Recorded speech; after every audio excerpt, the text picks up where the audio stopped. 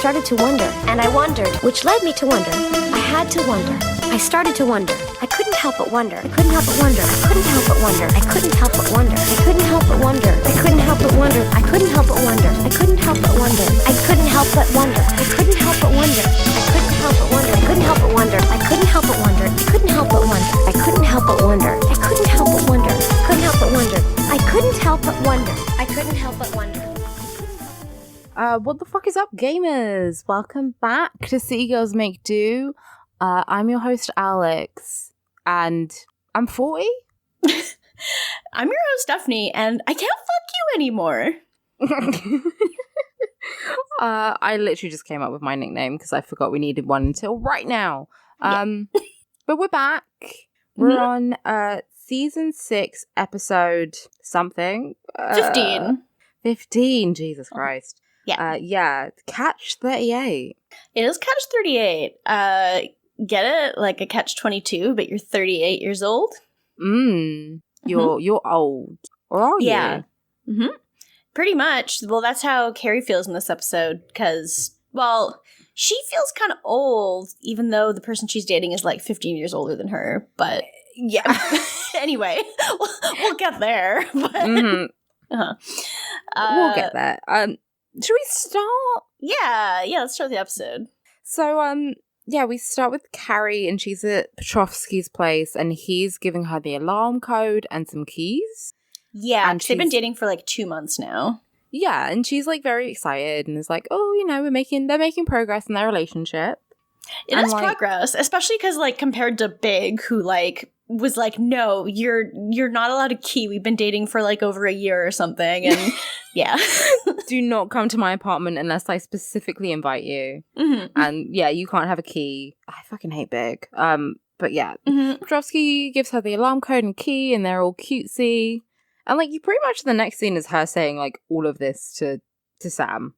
While Samantha's like at the doctor, she's like got her shirt kind of like undone, and she's got like a not doctor robe, like a robe for medical reasons on top of like her. a medical gown. Yeah, a medical gown on top of her. And Carrie's like, should I be telling you about this? Like, don't you, like, you're more important than this right now. And Samantha's like, no, please distract me.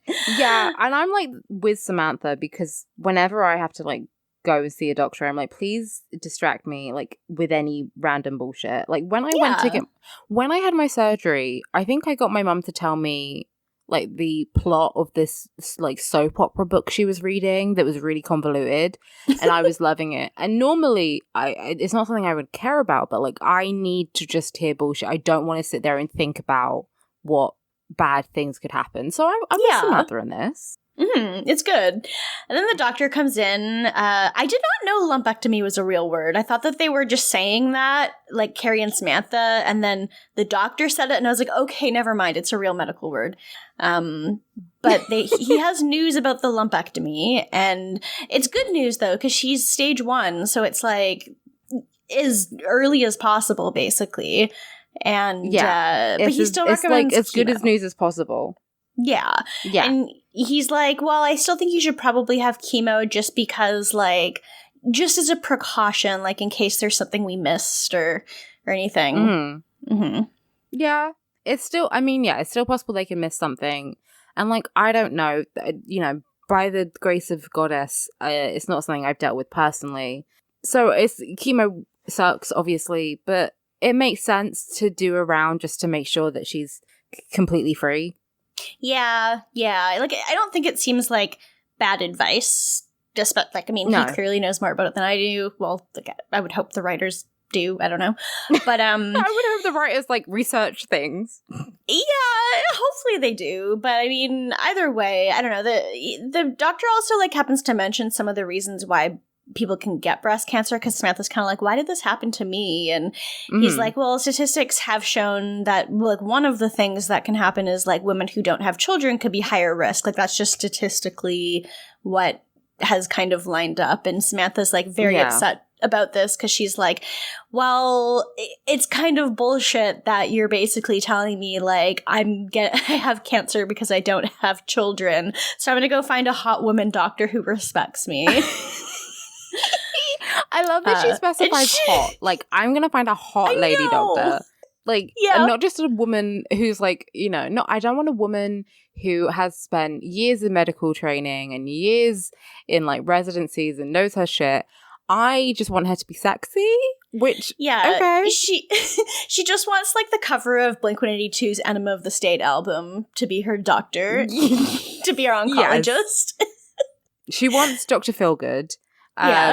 She's like, I don't care if you have medical training, I just need someone sexy. She wants like a stripper in like a doctor's uniform and sexy nurses.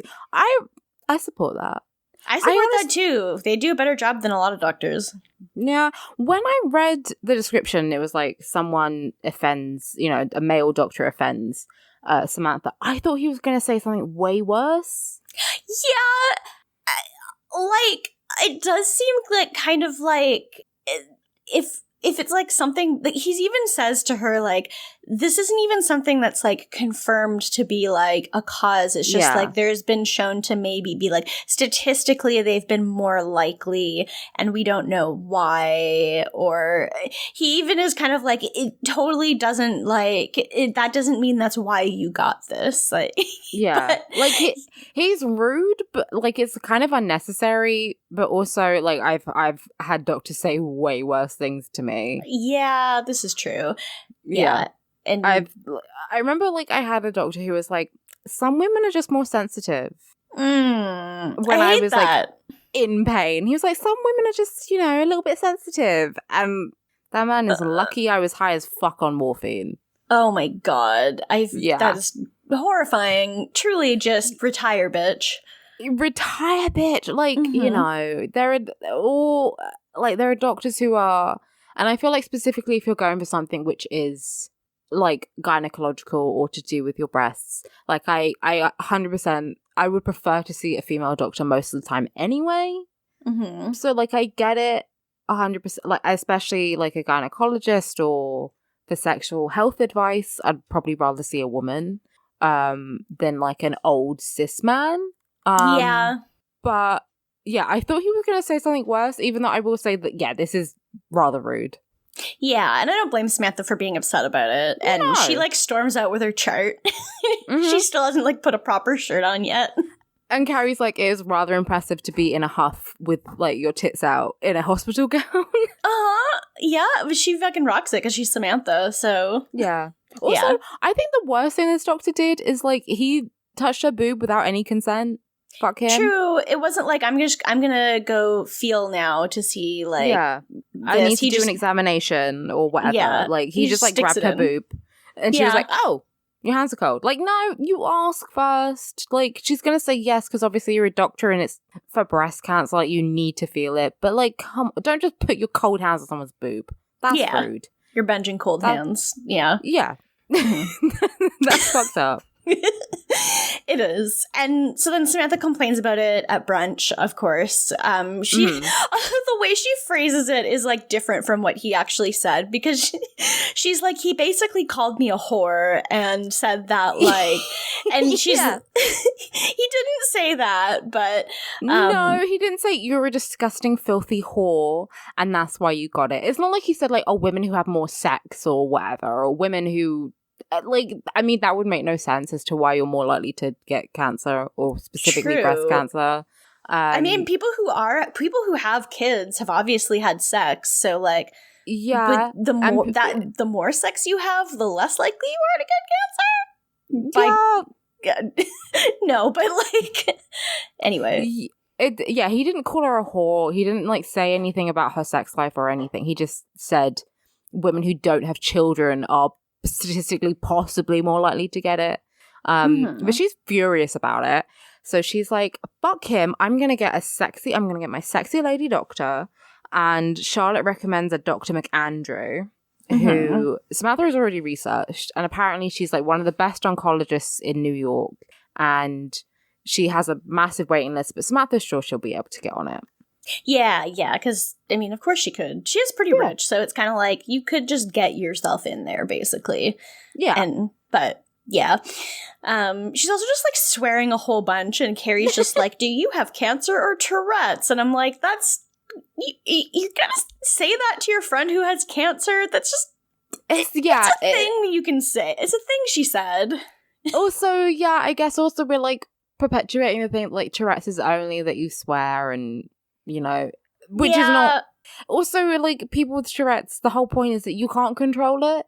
Yeah, and Samantha is just it's just mad. She's just angry, so that's why she's swearing a lot. I mean, this was like basically the era of like Tourette's guy being really popular. So I guess it's not that surprising. Tourette's is funny, it's just people swearing. My friend has Tourette's, and we went to a library once, and she started she doesn't tick a lot, but she started ticking while we were in there. And obviously it's a library, so she had to be really quiet. And like the more she did it, the more like we both laughed at like the awkward situation. Mm-hmm. And she wanted to get a book out, so I went up with her, and the lady there was like looking at my friend really confused, and I went, she has Tourette's. Mm-hmm. And she was like, oh, okay. And then my friend started shouting loudly, and I was like, you know what? I love it. I was like, I love you. I love that you've chosen, obviously you can't control anything.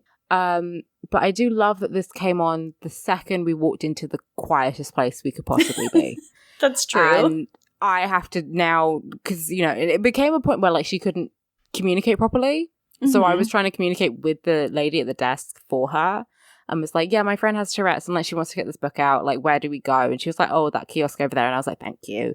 Yeah. And we tried to get out of there as quickly as possible. And it was very fun. But like the funniness came from the fact that we were both laughing. It's not like, because my friend was like, oh. Yeah. Yeah, it's like my friend was laughing at like, oh, Jesus, this is awkward that this came on now. Mm-hmm. And I was like, I'm laughing because my friend is embarrassed. Not that like, it's a funny swear.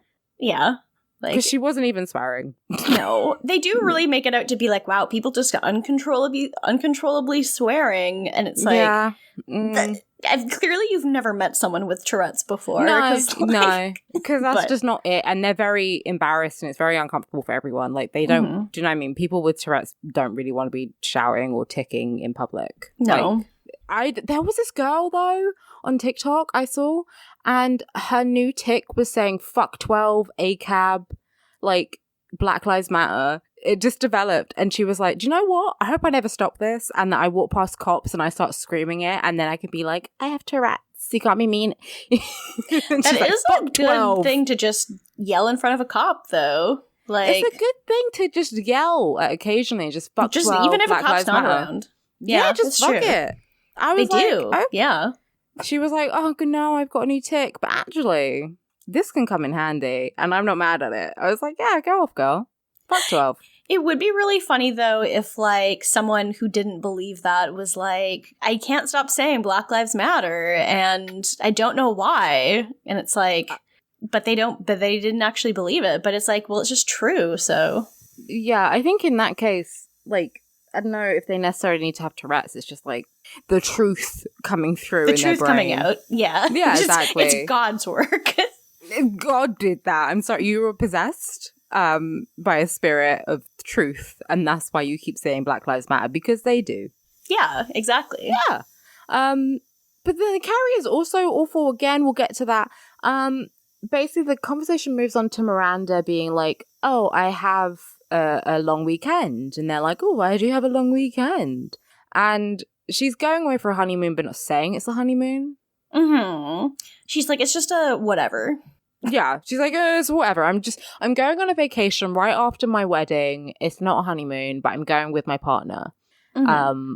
And Brady. So Brady. So then Charlotte's like, you guys go on a romantic getaway. Let us look after Brady. Because she's already given Magda the she's like, it's not a honeymoon. Off. Yeah. She's like, it's not a honeymoon if Brady's there. And Miranda's like, well, then I guess it's not a honeymoon. Because she's Miranda. Yeah.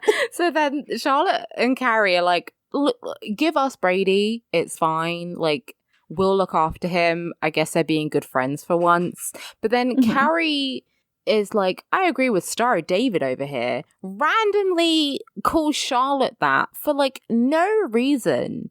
It's not like... That's the kind of thing that she's probably been holding for like a week in her pocket, like waiting to say it, just waiting for the opportunity for it to come up organically.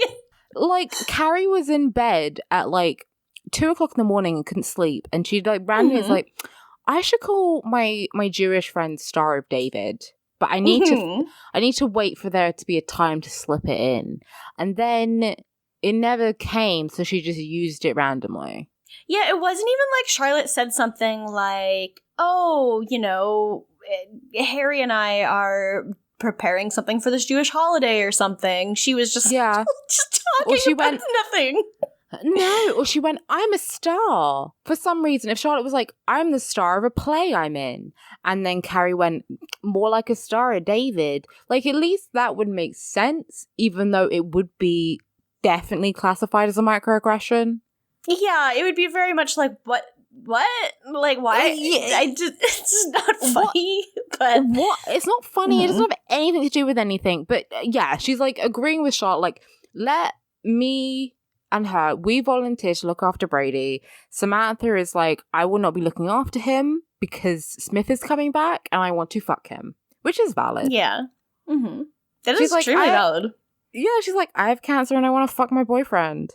Mm-hmm. So, you gonna make me look after your fucking baby? No. I'm with her. Yeah, good for her. I mean, she's allowed to not... Like, there's two people already looking after the baby. She doesn't have to do it, so go have sex with your boyfriend. Weekend. It's for a weekend. You can give it to one of them as well. Like, Brady would probably be happier just to be in one place. I don't think you need, like, two people to look after them. Yeah, not really. It's kind of just, like, overstimulating to have him move around a whole bunch without his mom, but I don't know.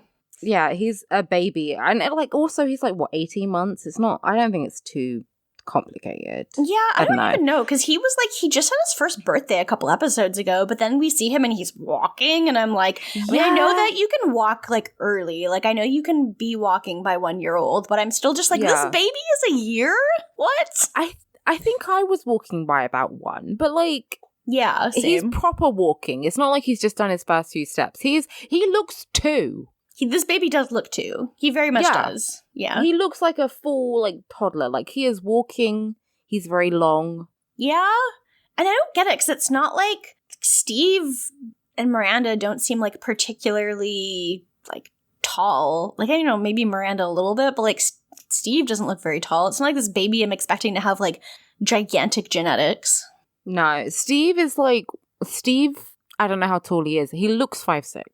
Like, okay, Steve looks like, I think when I watch the show, I'm like, yeah, Steve and Miranda look like the same height, but Miranda to me looks like she's like 5'7", and Steve looks like he's like 5'4". It's like that one meme of like 6 foot tall girls standing next to 6 foot tall guys, and the guys are like a foot shorter. Like, that's how I feel about Steve and Miranda. Yeah, it's like, he's probably like 5'10", but she's also like, I would say she's like 5'8" and he's 5'10", but she's still taller than him. Just by like cosmically. I don't know how to explain it. Do you know people, like, I have a friend who is 5'6", but she's like half an inch shorter than me. Physically, we are the same height. Mm-hmm. Emotionally, I feel like she's like 5'4". I don't know why. I'm like, she said her height once to me, and I was like, no, you're not. No, you're not. Emotionally 5'4", just like you're making it sound like she's like stunted emotionally or something. Okay, well, not emotionally, but like cosmically. Like, I don't know. Like, she doesn't feel the same height as me. I feel like I take up more space. She's like spiritually 5'4". Yeah. Spiritually, she's very small. Yeah. But no, she's a lovely person.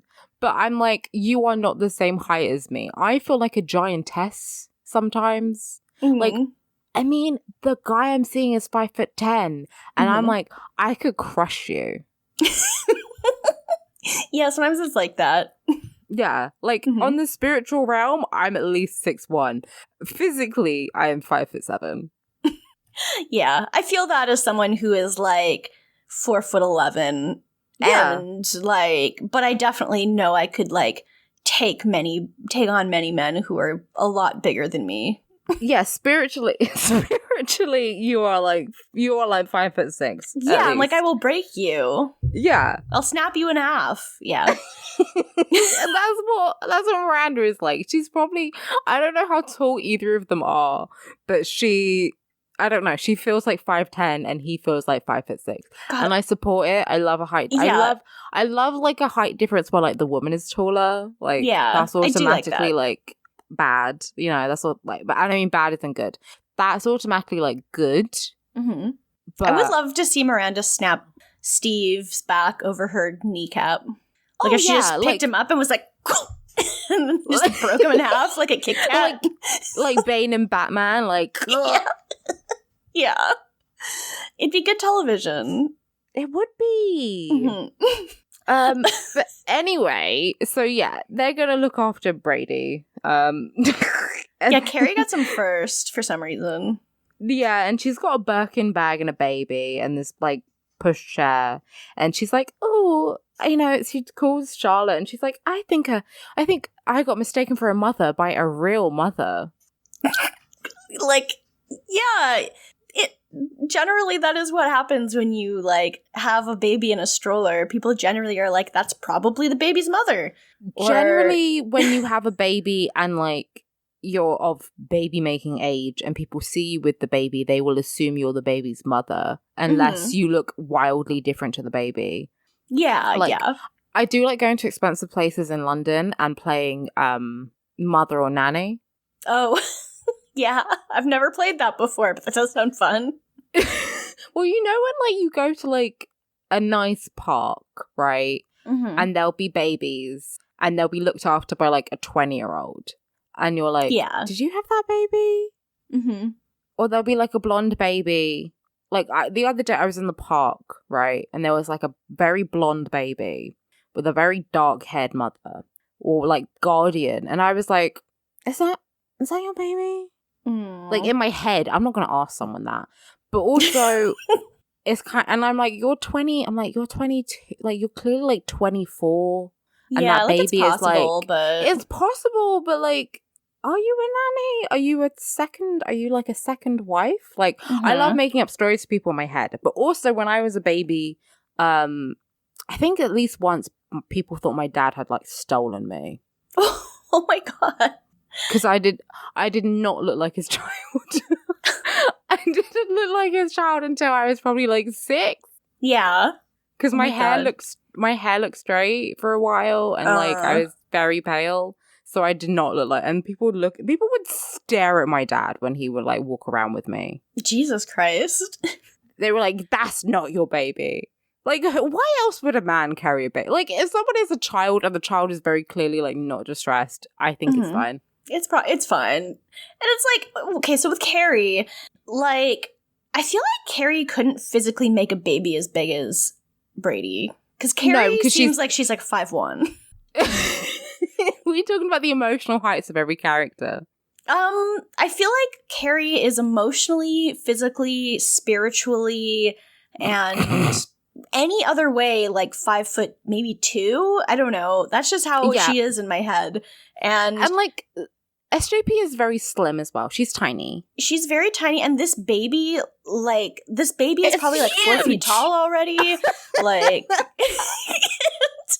yeah, she definitely also doesn't look like someone who, like, obviously there's lots of people who like give birth and then like a year later they're like 100 pounds somehow, but like Carrie doesn't really look like she has a 1-year-old baby. No, either. She's also like decked out in designer clothes, and this baby is wearing just like osh gosh begosh. Like, well, that's just, you know, the American dream. You know, this child has to fend for itself, and if it wants to become rich, it has to work. It has to pull itself up by its bootstraps. Pull yourself up by your Velcro light up sneakers. Yeah. Yeah. But she doesn't, like, her and the baby don't match. You know, they're not radiating the same energy, I guess. No, I think she could give birth to a redheaded baby. This baby looks like it has had its hair dyed red just to look like it's Miranda's baby. It's so fucking stupid. I think this baby's had like henna. It looks like it, like for real. Did someone dye a baby's hair? But then that's the thing. It's like redheaded babies are like they always look shockingly redheaded. I don't know how to explain it. Like, they always, like, when you see a ginger baby, you're like, oh, fuck. Like, because they look more redheaded than, like, a normal redheaded adult. Like, they look orange and, like, their skin looks alabaster. And then, like, a normal redheaded adult just looks like someone with red hair. Like, babies look kind of fucked up for a while. That's possible. I guess it's also because babies just have weird skin for, like, humans. Yeah, I don't know. They do. And their hair is, like, always, like, when I was a baby, my hair was, like, light brown, and now my hair is basically black. Like, baby's hair is just weird, and it's always fine and fucked up. It really is. It is. All right. I know we're talking a lot, but whatever. We'll give you loads of content. Who cares?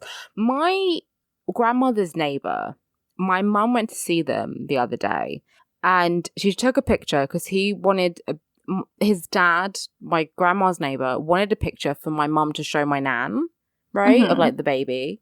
Because, you know, old people love babies. It's great. And this baby has, like, a full fucking head of, like, thick hair. Shit.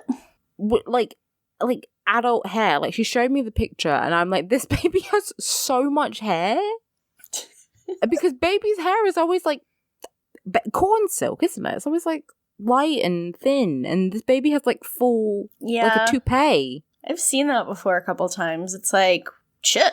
Okay. Yeah, it's like, oh, damn, okay. But then some babies are bald until they're, like, 3. Or Caillou, who's 4.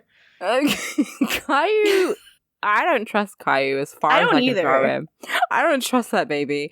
It's like, do you remember that episode of Rugrats where Tommy Pickles is fucked up because he's bald, but, like, where Yeah. I don't trust Tommy Pickles. But the one where he makes a fake, like, little brother, and it's, like, huge and has those, like, massive lips.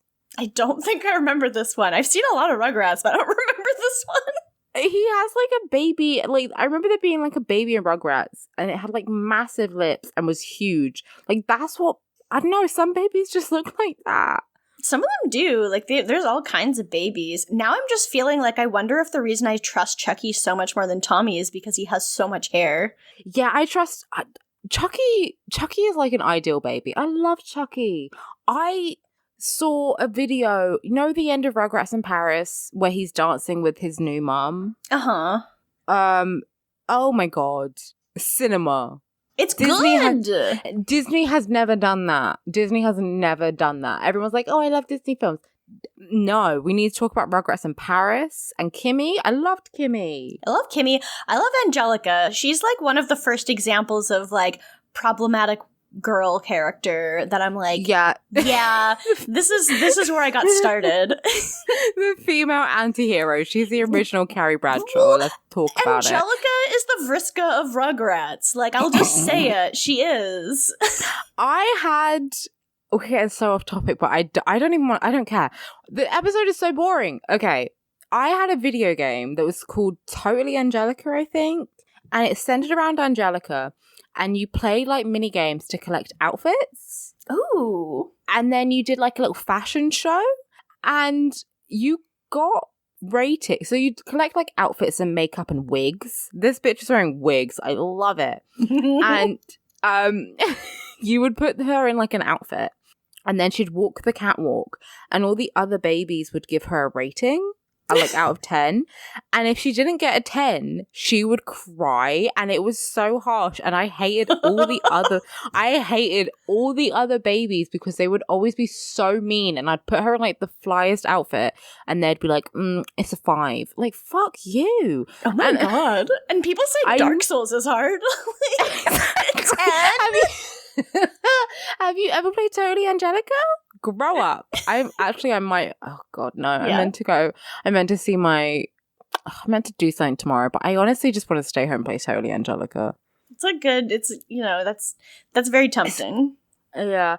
My favorite was Susie, though. Susie is by far the best Rugrat. She's good. She's good shit. I was related to Susie. I was like, you're smart, you're kind, you're quirky and cool and black, and you're she was the best, and she had, like, the little braids and the cute outfit, and she was always just, like, chill and level-headed. Angelica was a bit chaotic. She was very chaotic, yeah. I feel like Susie was like, she was very, she was like quirky, but without being like, I eat mud. Yeah, she was quirky without being like, I'm not like other girls. Like, she just minded her. She was obviously an introvert. Yeah, she minded her. Like, Phil and Lil are absolutely feral, and yeah, so like, yeah. But can we talk about how Phil and Lil's parents were like obviously they were a lavender couple. They were like their mother was a lesbian and their dad was gay, and they got married so they could have kids. Mm-hmm. But that was it. Like, they don't have like a relationship. They are friends, and they got married so they could have children. Well, didn't the mom literally have like a woman, like a female symbol on her shirt? Yeah, she had like a Venus symbol on her shirt. Yeah, and she was very clearly a lesbian. Yeah, it was good shit. Good show. Love that for her.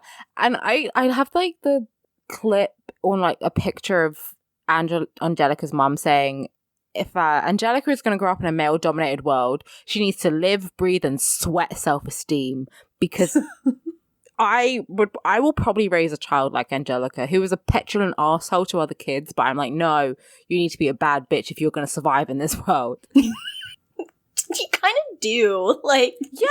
I know she is. She's the original Don Draper. Angelica or the mom? Yeah. And, well, the mom, but, like, Angelica is kind of, like, you're right, she's an anti-hero, because she's not a nice person, but she's doing it to survive. Yeah? She does live in a male-dominated society, and she needs to be a strong woman. If Angelica was a man, her actions would be pardoned. Yeah? I think you're right. This is and so she has much. She has a passion for fashion, and do you know what? She's eco-friendly. She kept that Cynthia doll. Mm-hmm. Even though, you know, she lost hair and she was a bit mangy, she kept her. Yeah? I really loved Totally Angelica. It was a great game. Just some really good points all around. I have a lot of Rugrats PS1 games, and I have to say, they're all kind of fun. I love that enough exists that you can say a lot. I have, like, 3, and that's not even all the ones that were made. That's amazing. Mm-hmm.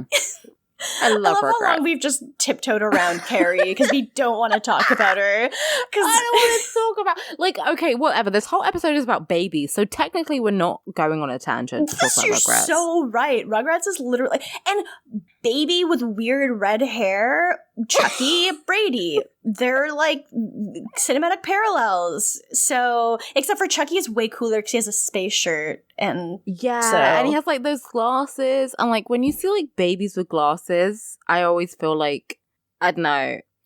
I'm like, oh, I wish you could like have like full sight, but also you look so cute. Like that baby with glasses where he like names all the dinosaurs. King shit. Yeah.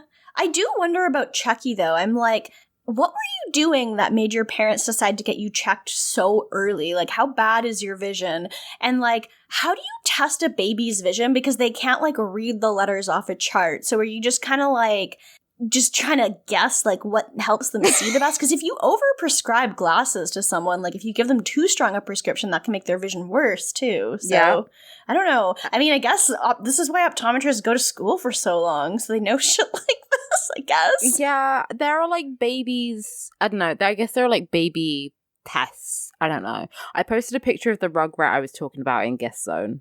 Oh, good. I can't wait to see it. I think it was in one episode. Oh, I remember this now.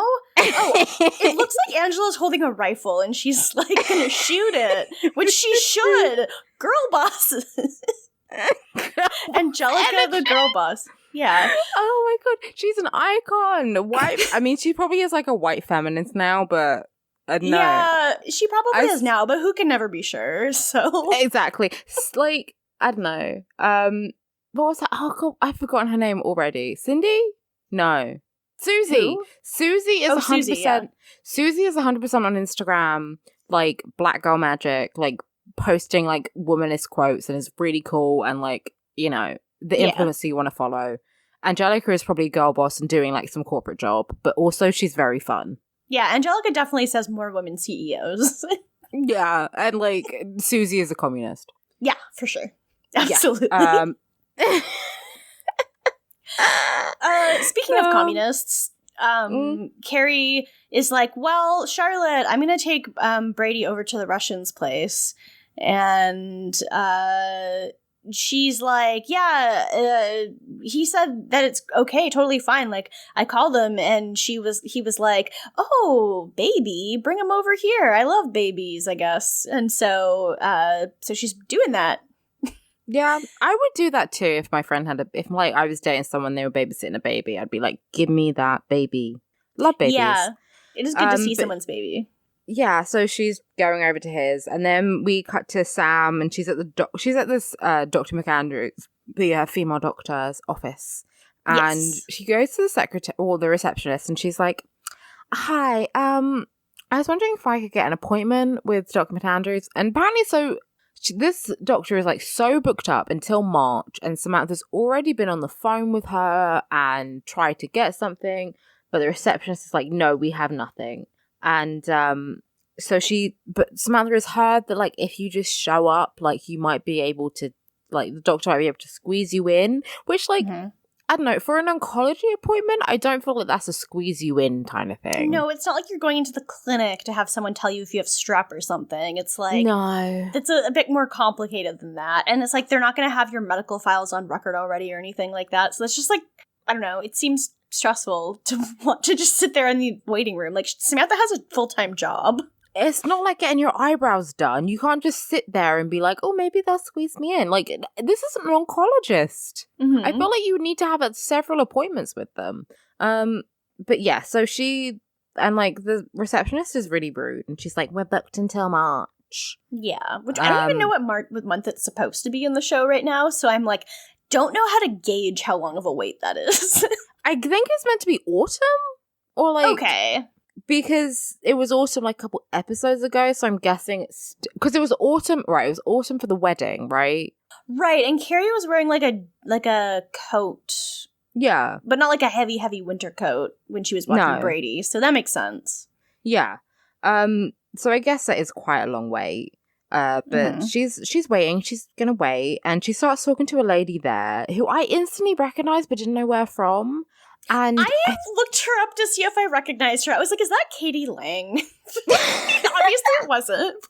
No. She was in she's in loads of things. She was in Stuart Little, which I think is where I remember her from. Yeah. Mm-hmm. But she was also Pat in It's Pat. Okay. The extremely transphobic, like, funny movie. I see. SNL. I don't think I've heard of this, but okay. Like the whole joke is like, we don't know what gender this person is. Like, that's the whole joke, which, like, okay. Oh, okay. I don't know. Okay, cool. Yeah, they were Pat. Okay. And also, but I think I just remember them from Stuart Little and, like, one episode of Brooklyn Nine-Nine. But they're very, like, I don't know. I think, so, let me see what the lady's name is. I have it up on IMDb. Julia Sweeney. Okay. She just kind of has a voice which is like very recognizable, like the woman who was in. Did you ever watch Casper as a kid? Yeah, like the movie. Yeah, and like the woman in that, Kathy Moriarty, her voice stuck with me so much. Like, I think she just has one of those voices that kind of sticks with you. So I don't know, but I was just like, I know who you are, but I don't know who you are. She just looks like the kind of person you'd see on the bus, or like she kind of looks like Kathy Bates as well. Yeah, kind of. Like, has that, like, face of, like, every woman, you know? Nice librarian, but also could fuck you up. Yeah, for sure. So, yeah, Samantha sits next to her, and Samantha is also wearing, like, a gold coat with a fur collar, which is gorgeous. And she sits next to this lady, and, like, she's like, oh, well, good luck with good luck with getting an appointment, because I've been here since 9. So if anyone is getting an appointment, it's me. And the two start talking, and Samantha's like, can I ask what cancer you have? Oh, well, actually, no. Before that, Samantha is like, listen, honey, people told me that I couldn't meet the Rolling Stones. I couldn't get backstage at the concert. I did, and I sucked Mick Jagger's dick. That really seems like a, what's the word for, like, a brag that's embarrassing? Like, yeah, I don't know. That kind of seems like a brag that I'm like, oh, good for you. I don't feel like that's a win. Like, 1, he's ugly, and like 2, you sucked his dick. Like, You're not getting anything out of that. Like, I mean, she does just like sucking dick, so that's exciting for her, but like, Yeah. I feel like there's no way he has a dick that works. So, like, I don't know. I feel like she did it, like, in the 70s, though, where his dick probably still worked. Okay, maybe. His dick probably still worked in the 70s. Oh, like, in the 70s? I was just thinking, like, I don't know how old she was in the 70s. I guess, like... Well, this is the fun thing. So, I was watching this episode with my mom, and so her birthday is, like, the day before Kim Cattrall's. Like, they were born in the same year. So, So, she would have been, like, in the 70s, she would have been, like, a teenager. Okay. So, if let's say she's, like, 18... Okay. Which would make it like 1978. That seems reasonable. Yeah, I guess. He was still disgusting then, too. Oh, he's ugly. He's an ugly man, and I don't feel ashamed saying that because he is objectively ugly. Well, he's just like that. And I mean, it's like he has so many people who are like, I would love to suck your dick. So it's like, clearly doesn't mean anything. I don't see the appeal personally. I feel like he has a cringy charisma. Yeah.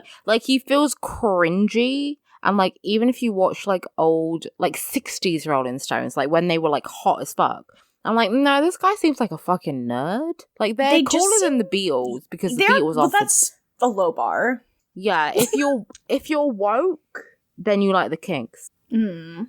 Like if we're going off 60s like London pop rock bands, the correct answer is the Kinks. Because they made good songs and they're not embarrassing.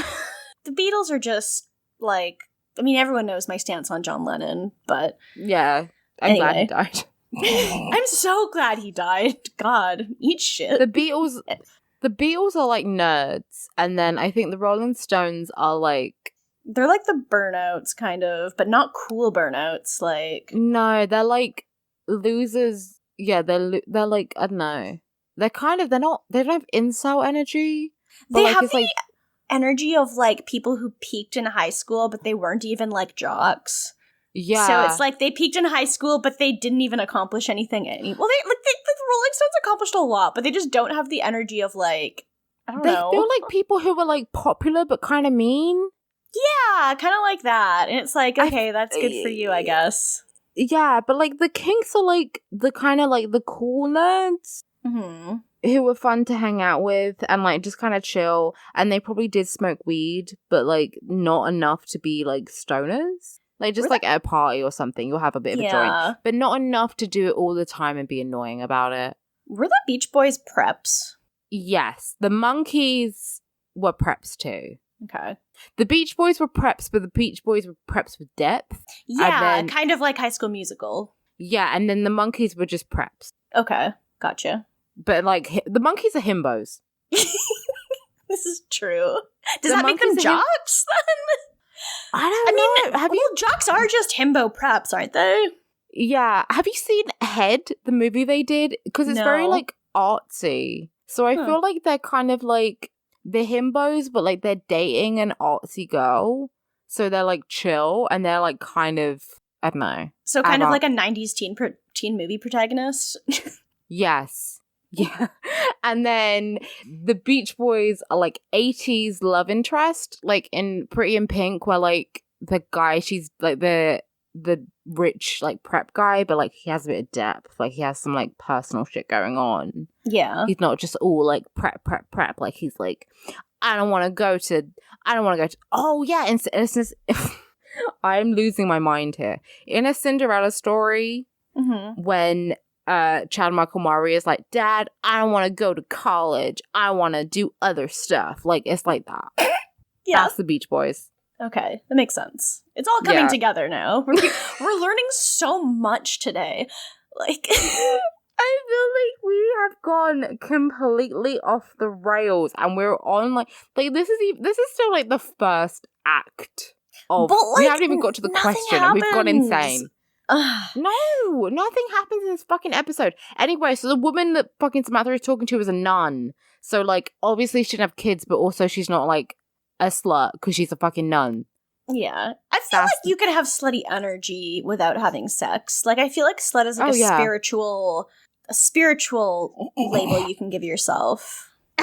I feel like spiritually I was a slut before I even had sex. Yeah. Like, I feel right? like I was like a slut, but like when I was still a virgin, I just had like slutty energy. Like, I was like, no, sex is good, sex is fun. Mhm. But I hadn't had it yet. And now I'm definitely still a slut, but like I have had sex now. Then we go to like Carrie, and she's gone to Petrovsky's place, and she has forgotten the alarm code already. And Brady, she like puts down Brady, and he knocks over the orchid like table that is at Petrovsky's door. King of destroying rich people's shit. We stan. But the vase shatters, and so obviously like Carrie's like, oh no, get away from the glass. But then the alarm is going off, and and Petrovsky just comes in. So I guess he was in the studio. Yeah.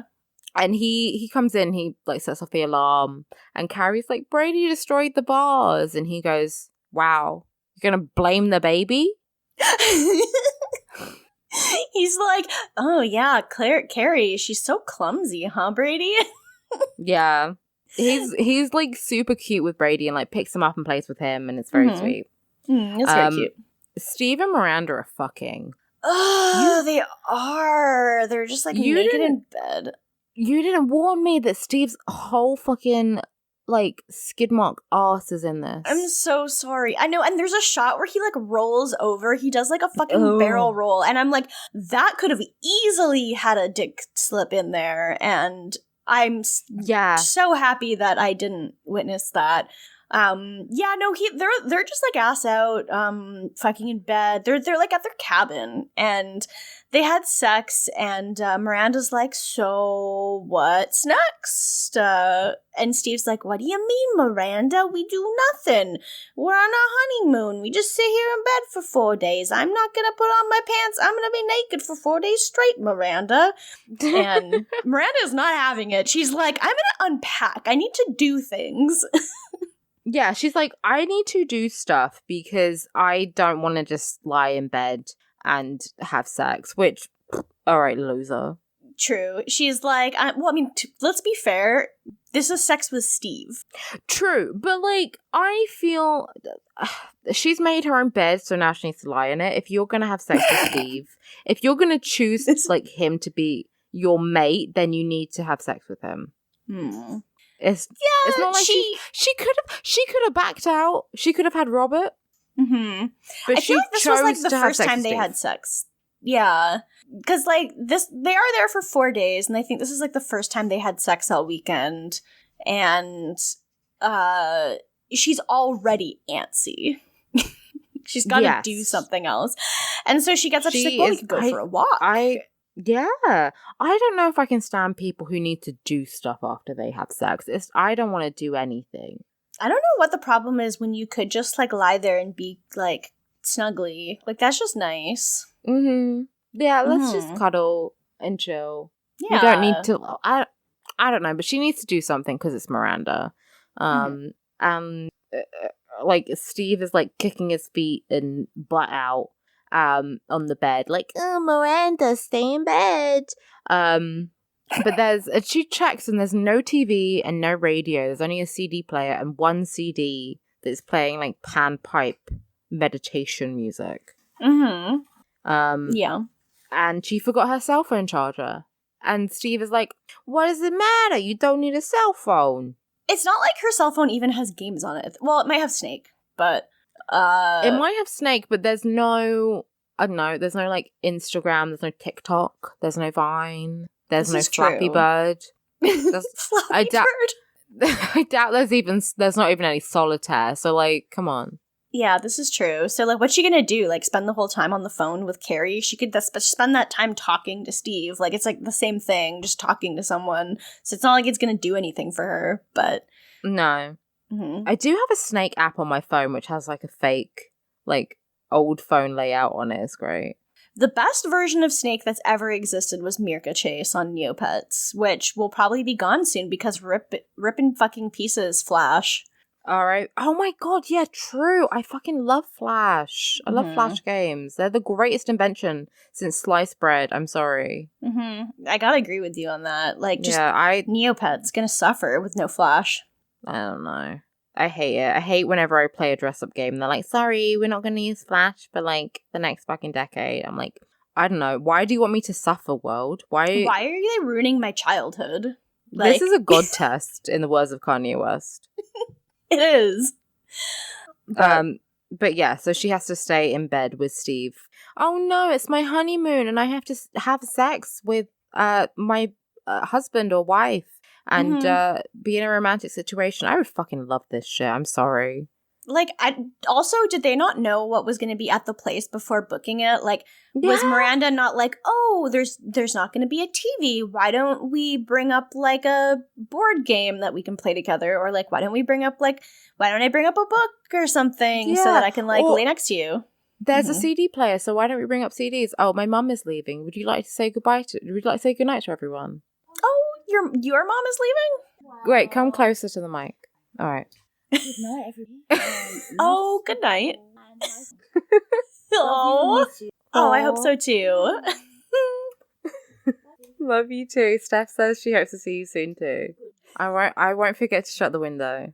Bye. Love you too. Good night. Aww. It was the rare one instead of Matt. Now we replaced with the other producer. Yeah. Producer mom. Producer, my mom. Producer Matt. Producer. She needs a Noise Space host page.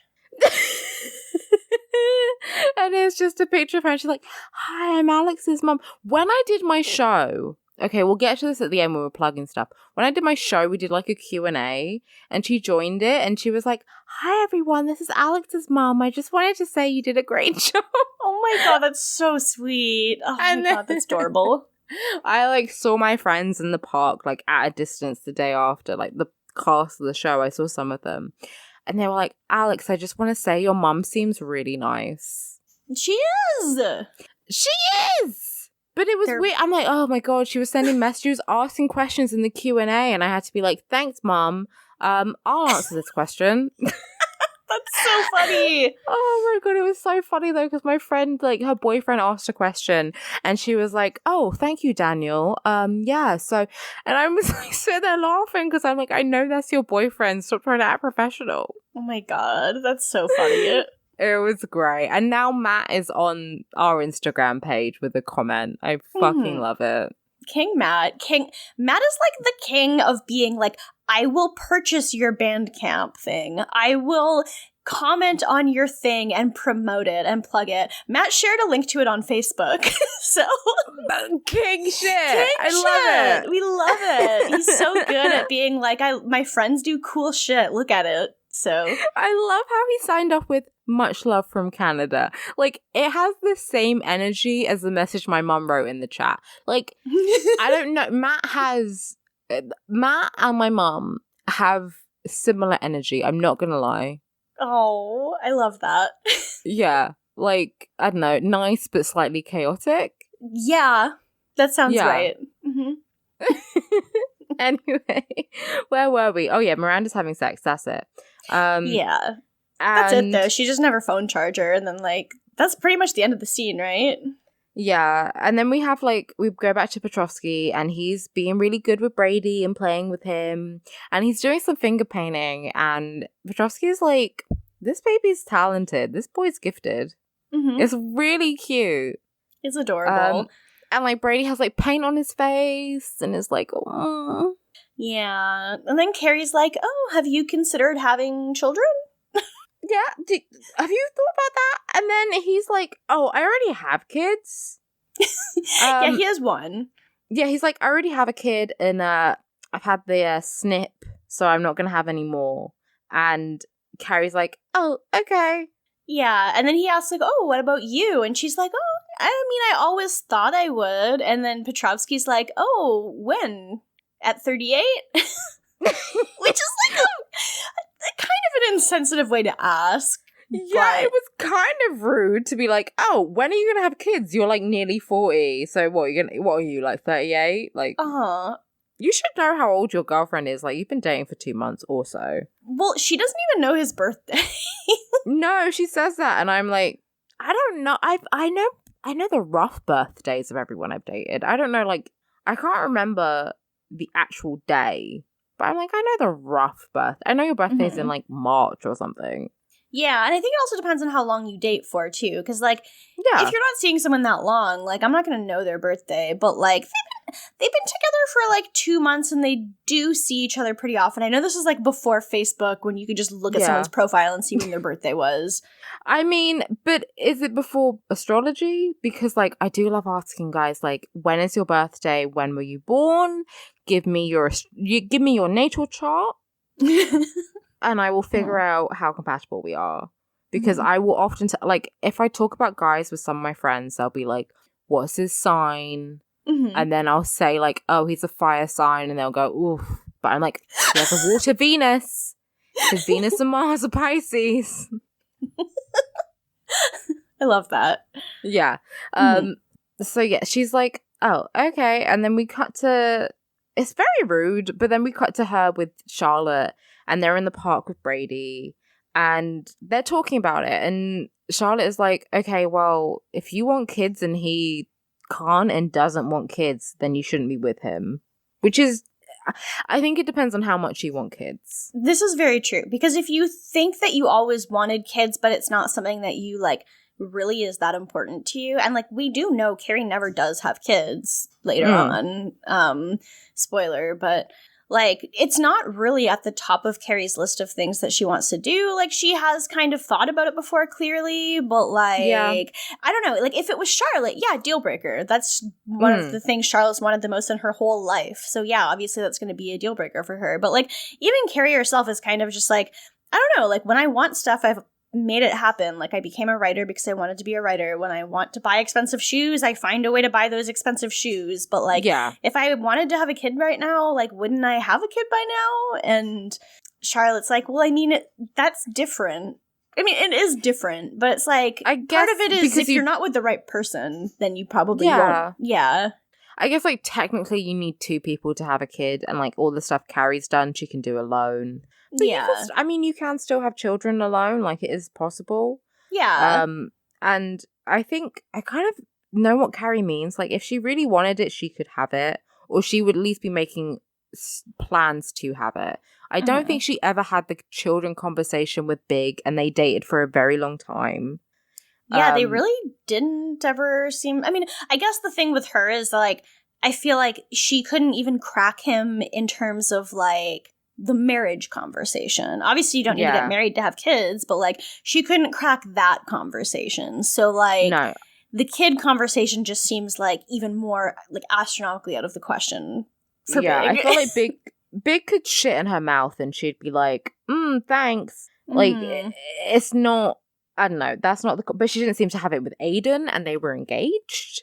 Yeah, and Aiden clearly, like, had a kid very soon after they broke up, and he was in his next relationship. So it's kind of like, I don't know. It has never really seemed at the forefront of Carrie's mind, especially considering she's had other friends in her life, like Charlotte trying to get pregnant for so long, Miranda having a baby. Like, it's been in front of her enough that it's not like she was not thinking about it, because, like, it's around her. Yeah, it just feels like one of those plots that's, like, feels very forced of, like, maybe Carrie wants to have kids, because honestly, it's never, like, she's been in her 30s for the entire period of the show, right? She's been at the age where, like, if you're not in a serious relationship and you don't have kids, it's something that you would think about if you wanted to have children. Yeah. And it's never been something that she's really, like, discussed seriously. Like, I feel like they brought it up and she's been like, maybe I'll have kids, whatever.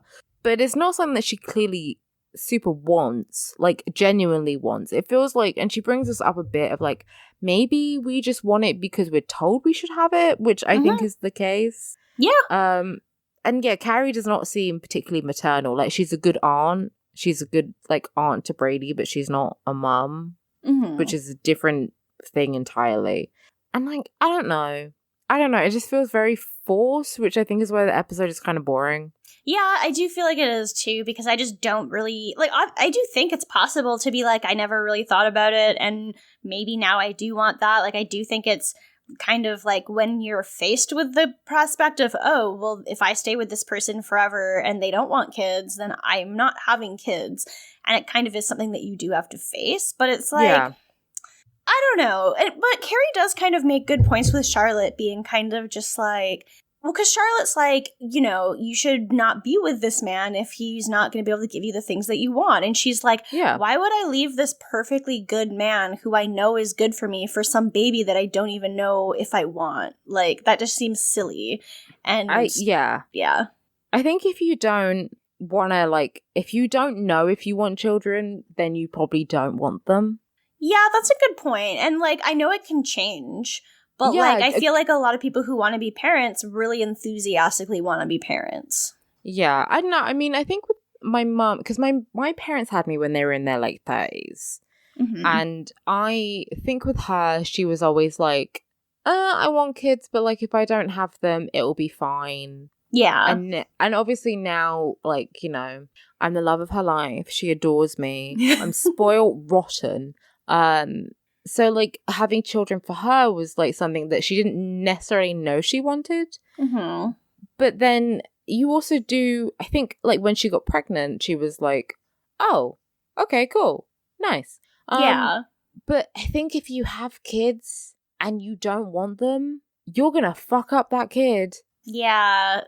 It is one of those things that if you're not enthused about it from when you find out, then it's...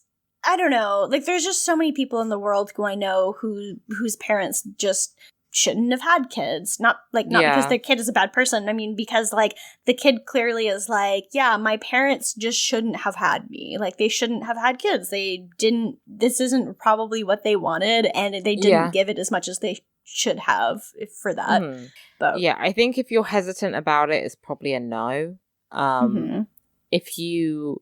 like, fine, because, like, yeah, I think my mum, she just kind of assumed she couldn't have kids because she spent, like, 38 years having plenty of sex and no pregnancy scares. So she was like, probably can't have them. And then she got pregnant. She was like, oh, okay, cool. Yeah, I want to have a baby. And it was a definite thing. And, you know, it was something she wanted. It was something she wanted to do. And it was cool. Yeah. However, I think if you're, like, humming and hawing about something that's that big, probably should not do it. Also, yeah, Carrie has lived what, like 6 years of, like, she's been in her 30s for 8 years, I guess, at this point, but for the entire series of the show. And it's not something that ever seems to be at the forefront of her mind. And I feel like if it was a massive thing of, like, because for me, I'm like, oh, I would like to have children eventually, right? I'm still pretty young, so it's just kind of blurry of, like, I want to have kids someday. But if I was with someone and I was at the age where, like, my clock is ticking and they really never wanted to have kids again and couldn't have kids and didn't want them and it was never on the plate for them, then yeah, that's probably a red flag. However, now I'm like, I don't give a shit. I've got an IUD. Yeah, it's really like, at that point, it doesn't make a difference. I guess it depends on how much you're kind of, like, thinking about the future, because I know in the past it's been kind of like, I've been with someone where we're both like, oh yeah, we both kind of, like, want this, but then, like, we both just have such completely different ideas about how it would work, since both of us were, like, people who were like, well, I don't want to have to just, like, I don't know, just like, certain things where it just wasn't a very compatible thing. And at the time I was kind of like, I feel like this is just not, this is never something that's going to work out between the two of us, but it's so far in the future that, like, it doesn't matter. And now in hindsight, I'm like, yeah, no, I'm really happy that didn't work out. Yeah. But the other thing that kind of weirds me out about this is, like, Charlotte is kind of like, okay, I mean, I know that, like, Petrovsky doesn't want to raise kids anymore anyway, but, like, so Charlotte makes it sound like, let's say her and Petrovsky stay together for a while, and then Carrie decides she wants kids, but it's after she's at an age where she's not really able to have kids anymore. She's making it sound like Carrie has no option to ever have a kid, because like, and it's like, Charlotte, you are the one who also has like already knows that adoption is like on the plate for you, even though like you did get pregnant that one time, but like you know that it's a very real possibility that, you know, you might have to adopt if you want to have kids. And like Carrie could easily, maybe like 10 years from now, she's not with the Russian anymore and she wants kids, she could do that, like feasibly. Yeah, she could adopt, she can freeze her eggs, like there's plenty of stuff she can do. There are options. And if I feel like, Carrie is right in that if she really wanted children, she would look into those options. Yeah. Of like adoption or freezing her eggs or of some sort of like, you know, surrogacy or like, you know, again, sperm donor, whatever. Like there are plenty of options for single women to have children in later life. Yeah. But she doesn't. And also, I don't know, this whole thing is like, we'll get to it where Carrie's like, oh, I don't want to have this conversation with Petrovsky because it's too soon. I don't know. I've kind of had this conversation already. Like, I've had this conversation with people not the full one of like, should we have kids together? But like, do you want kids? Do you eventually want kids? Yeah. Like, what is your ideal family situation? Do you want to just like not have kids and live your life and have a partner? Do you want to just date around and whatever? Do you want to go with the flow? Do you definitely want to have children? Like, I've had this conversation with people I've dated like pretty early on. Yeah. And I don't feel like it's a bad thing to have, especially if you are getting older and, you know, you have a biological clock and it's ticking. Like, I don't think that's necessarily a bad thing to have that conversation with people and let them know where you stand on things. But Carrie doesn't even know where she stands on things. So how's she supposed to have that conversation? Yeah, it's not really something that it's just kind of a weird episode for this. It does feel very shoehorned. Yeah, it feels very filler. I'm not a massive fan of it. Yeah. But Charlotte's like, okay, well, if you can't decide, like Charlotte thinks that Carrie is like a secret baby person. So she's like, look, you just look after Brady for an extra day and you know, maybe that will help you figure it out. Yeah. And Carrie's like, yeah, I'm not going to decide in a day if I suddenly love babies. Like, what the fuck is wrong with you? But I feel like by the time you're 38, you should probably know if you like babies or not. Like, she likes babies, but does she want a baby? There's such a difference. Like, I love babies. Like, I don't know. But it's like, there's a difference between those two things. But yeah, Carrie's like, I'm not going to like figure it out in the next day. And then Charlotte's like, well, you have a couple years. And Carrie just like stares blankly ahead like, Yeah, she's just like eye emoji. Like the eyes with the lips in between. That's what she does. And then we go to Steve and Miranda. That seems disgusting. It's kind of awful. So they're in like a rose petal bath and everything's like super romantic. And so they're having a bath together and he's like, oh, I want to do something romantic. And Miranda's like, we have a fireplace. We've been in bed having sex. We're in a log cabin. We're in a bath together with rose petals. What do you want that is more romantic? And he's like, I want to wash your hair. Which... She's already washed it too. She's already washed it, so her hair is going to be dry as fuck. Yeah. But she agrees, and he takes soap. Yeah, he washes her hair with soap, which is like, what? Is this why your hair looks like steel wool, Steve? My dad washes his hair with soap, and I honestly think he should be in jail. That's horrifying. It's awful. I said to him, I was like, why don't you use some of my conditioner? And he did, and his hair was softer. You need, not everyone needs conditioner, but like some people really need conditioner. Like it shows. I'm like, you have fucking afro textured hair. You need conditioner. Mm-hmm. But he did use it, and I'm like, I don't know. I think he deserves to be in prison. I'm not being funny. Jail time.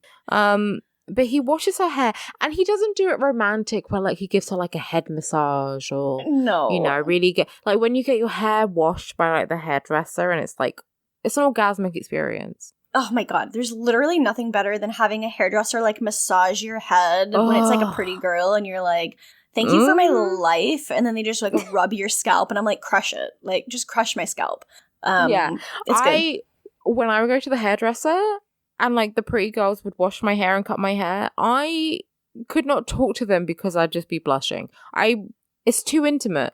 It's too intimate. But he wants to wash her hair. But he does it, like, when you wash a baby's hair. Yeah, like, and then he gets soap in her eye, too. Yeah, he just, like, scrubs her head and is like, like, he doesn't, like, romantically massage it and, like, get in. It's all like, ooh, I'm washing your hair, ooh. No, he just, like, scrubs her hair like when you're washing a baby in the bath. Yeah, he really does. And honestly, being in a bath with another person, unless it's a really fucking big bath, is just really uncomfortable. It's just not nice. Like, the idea is very romantic. It's the same with being in the shower with another person. In theory, that sounds nice and sexy and romantic, but it's not really. It's kind of just awkward, and I don't know. Yeah, I don't know. I've never had, like, shower or bath with another person. Which, I don't know. I want to. I feel like you're not missing out, but I guess it's like, if you want to try it, it's not like it's bad. It's just, like, awkward to me. Yeah, this is the thing. So, like, I've mentioned it in Guest Zone, but, like, the guy I'm seeing has a house that's, like, stupid, like, minimalist and nice, right? Mm-hmm. And his shower is 1 in his bedroom, and 2 is, like, on, like, wood paneling, right? It's, like, one of those, like, rainfall, like, on wood showers. I fucking hate rainfall showers. Like, those waterfall showers, is that what you mean? Kind of, but, like, it's on, like, wood paneling, and, like, it's open to the rest of the bedroom. So it's, like, very, I don't know, I like it. I have one in my house, but it's not on wood. It's on just, like, normal ceramic. Anyway, and, like, it looks like a really nice shower, and I'm like, babe, like, let's have a shower together. And he's like, no, it only runs hot and it's not comfortable and I'm not having shower sex because it sucks. Yeah, it does seem like that seems like kind of a weird type of shower setup for that, I guess. Yeah, it's kind of, yeah, it's like a wet room, I guess. Like, it doesn't have, like, a door that closes. So I'm like, ooh, that looks romantic. Let's have shower sex. And he's like, no. Like, Gus, yeah. Yeah, he's right, but, like, he's right, but he shouldn't say it. Like, he's right, but he shouldn't say it. Let me enjoy myself. Let me learn from mistakes. Let me learn from my own mistakes. Let me make a mistake, and then we have shower sex, and I go, that was awful. Let's never do that again. And then learn from my mistakes, okay? You can't just tell me what to do. It's not going to stop me from doing stuff. I need to experience things. Let me experience things. But Miranda's over-experiencing things. She's extremely over it. She calls Carrie, like... You remember that thing from Keeping Up with the Kardashians where Kendall was like, I don't think you want to experience things, because if you want to experience things, you would experience things. Yeah. That's me having sex. Me to all my sexual partners is like, I don't think you really want to experience things, because if you want to experience things, you would experience things. Incredibly wise wisdom. I love the Kardashians. They are the smartest people of a generation. Those are cute genes. My cute genes? No, I said those are cute genes. But they're my cute genes. No, you have cute genes. Like, I don't know. It's Shakespearean. Yeah? Yeah. I do think every single day of my life about people are dying. So Kim, there's people that are dying. And like, okay, so then we go to like the next day after Miranda gets soap in her eye, and this is where she's wearing like a big fur hat and like a fur coat and a negligee. It's incredible. It's a fucking look. And she is, I guess she's like in the woods, and she calls Carrie and she says, I'm bored. Like, I'm literally just lying in bed having sex with Steve, and I don't want to do that. Like, it's boring me. I want to do stuff. Which I feel like you should have had this conversation before you booked the holiday. Like, yeah, if you wanted to do a holiday where you do stuff, don't go to a cabin in the woods. Like, maybe go to, like, Jersey Shore. I don't know. What's close to New York that you can do that has stuff to do? I don't know. Go somewhere where you can, like, go to Atlantic City. I don't know. Go to somewhere the Jersey else. Shore for your honeymoon. I don't know. I was just trying to think of something that's somewhat nearby that has, like, stuff to do. Yeah, I mean, they could go to, like, the Hamptons, maybe? That makes more sense. Yeah, it's slightly nicer than the Jersey Shore. I mean, I guess they could hang out with Snooki. It'd be very fun. Do you remember when she got, like, arrested for drunken conduct? That was iconic. That was iconic. It's sure just the 2000s, huh?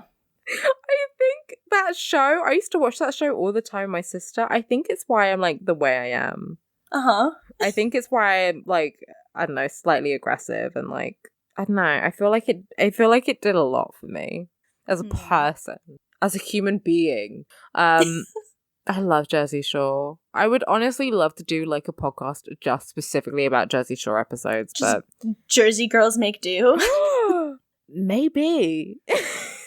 God, that would be so much. It would be so good. But yeah, she calls her and she's like, I'm bored of having sex. Steve thinks I'm going to get ice, but I just needed, like, a break. And there's a ruffle in one of the bushes, and she's like, I hope that's a wild animal and not Steve trying to have sex with me again. Like, just tell him you don't want to have sex. You can literally just be like, I've had enough sex for today. Yeah. Like, you've burned my clit off, so, like, we can't have sex anymore for the day.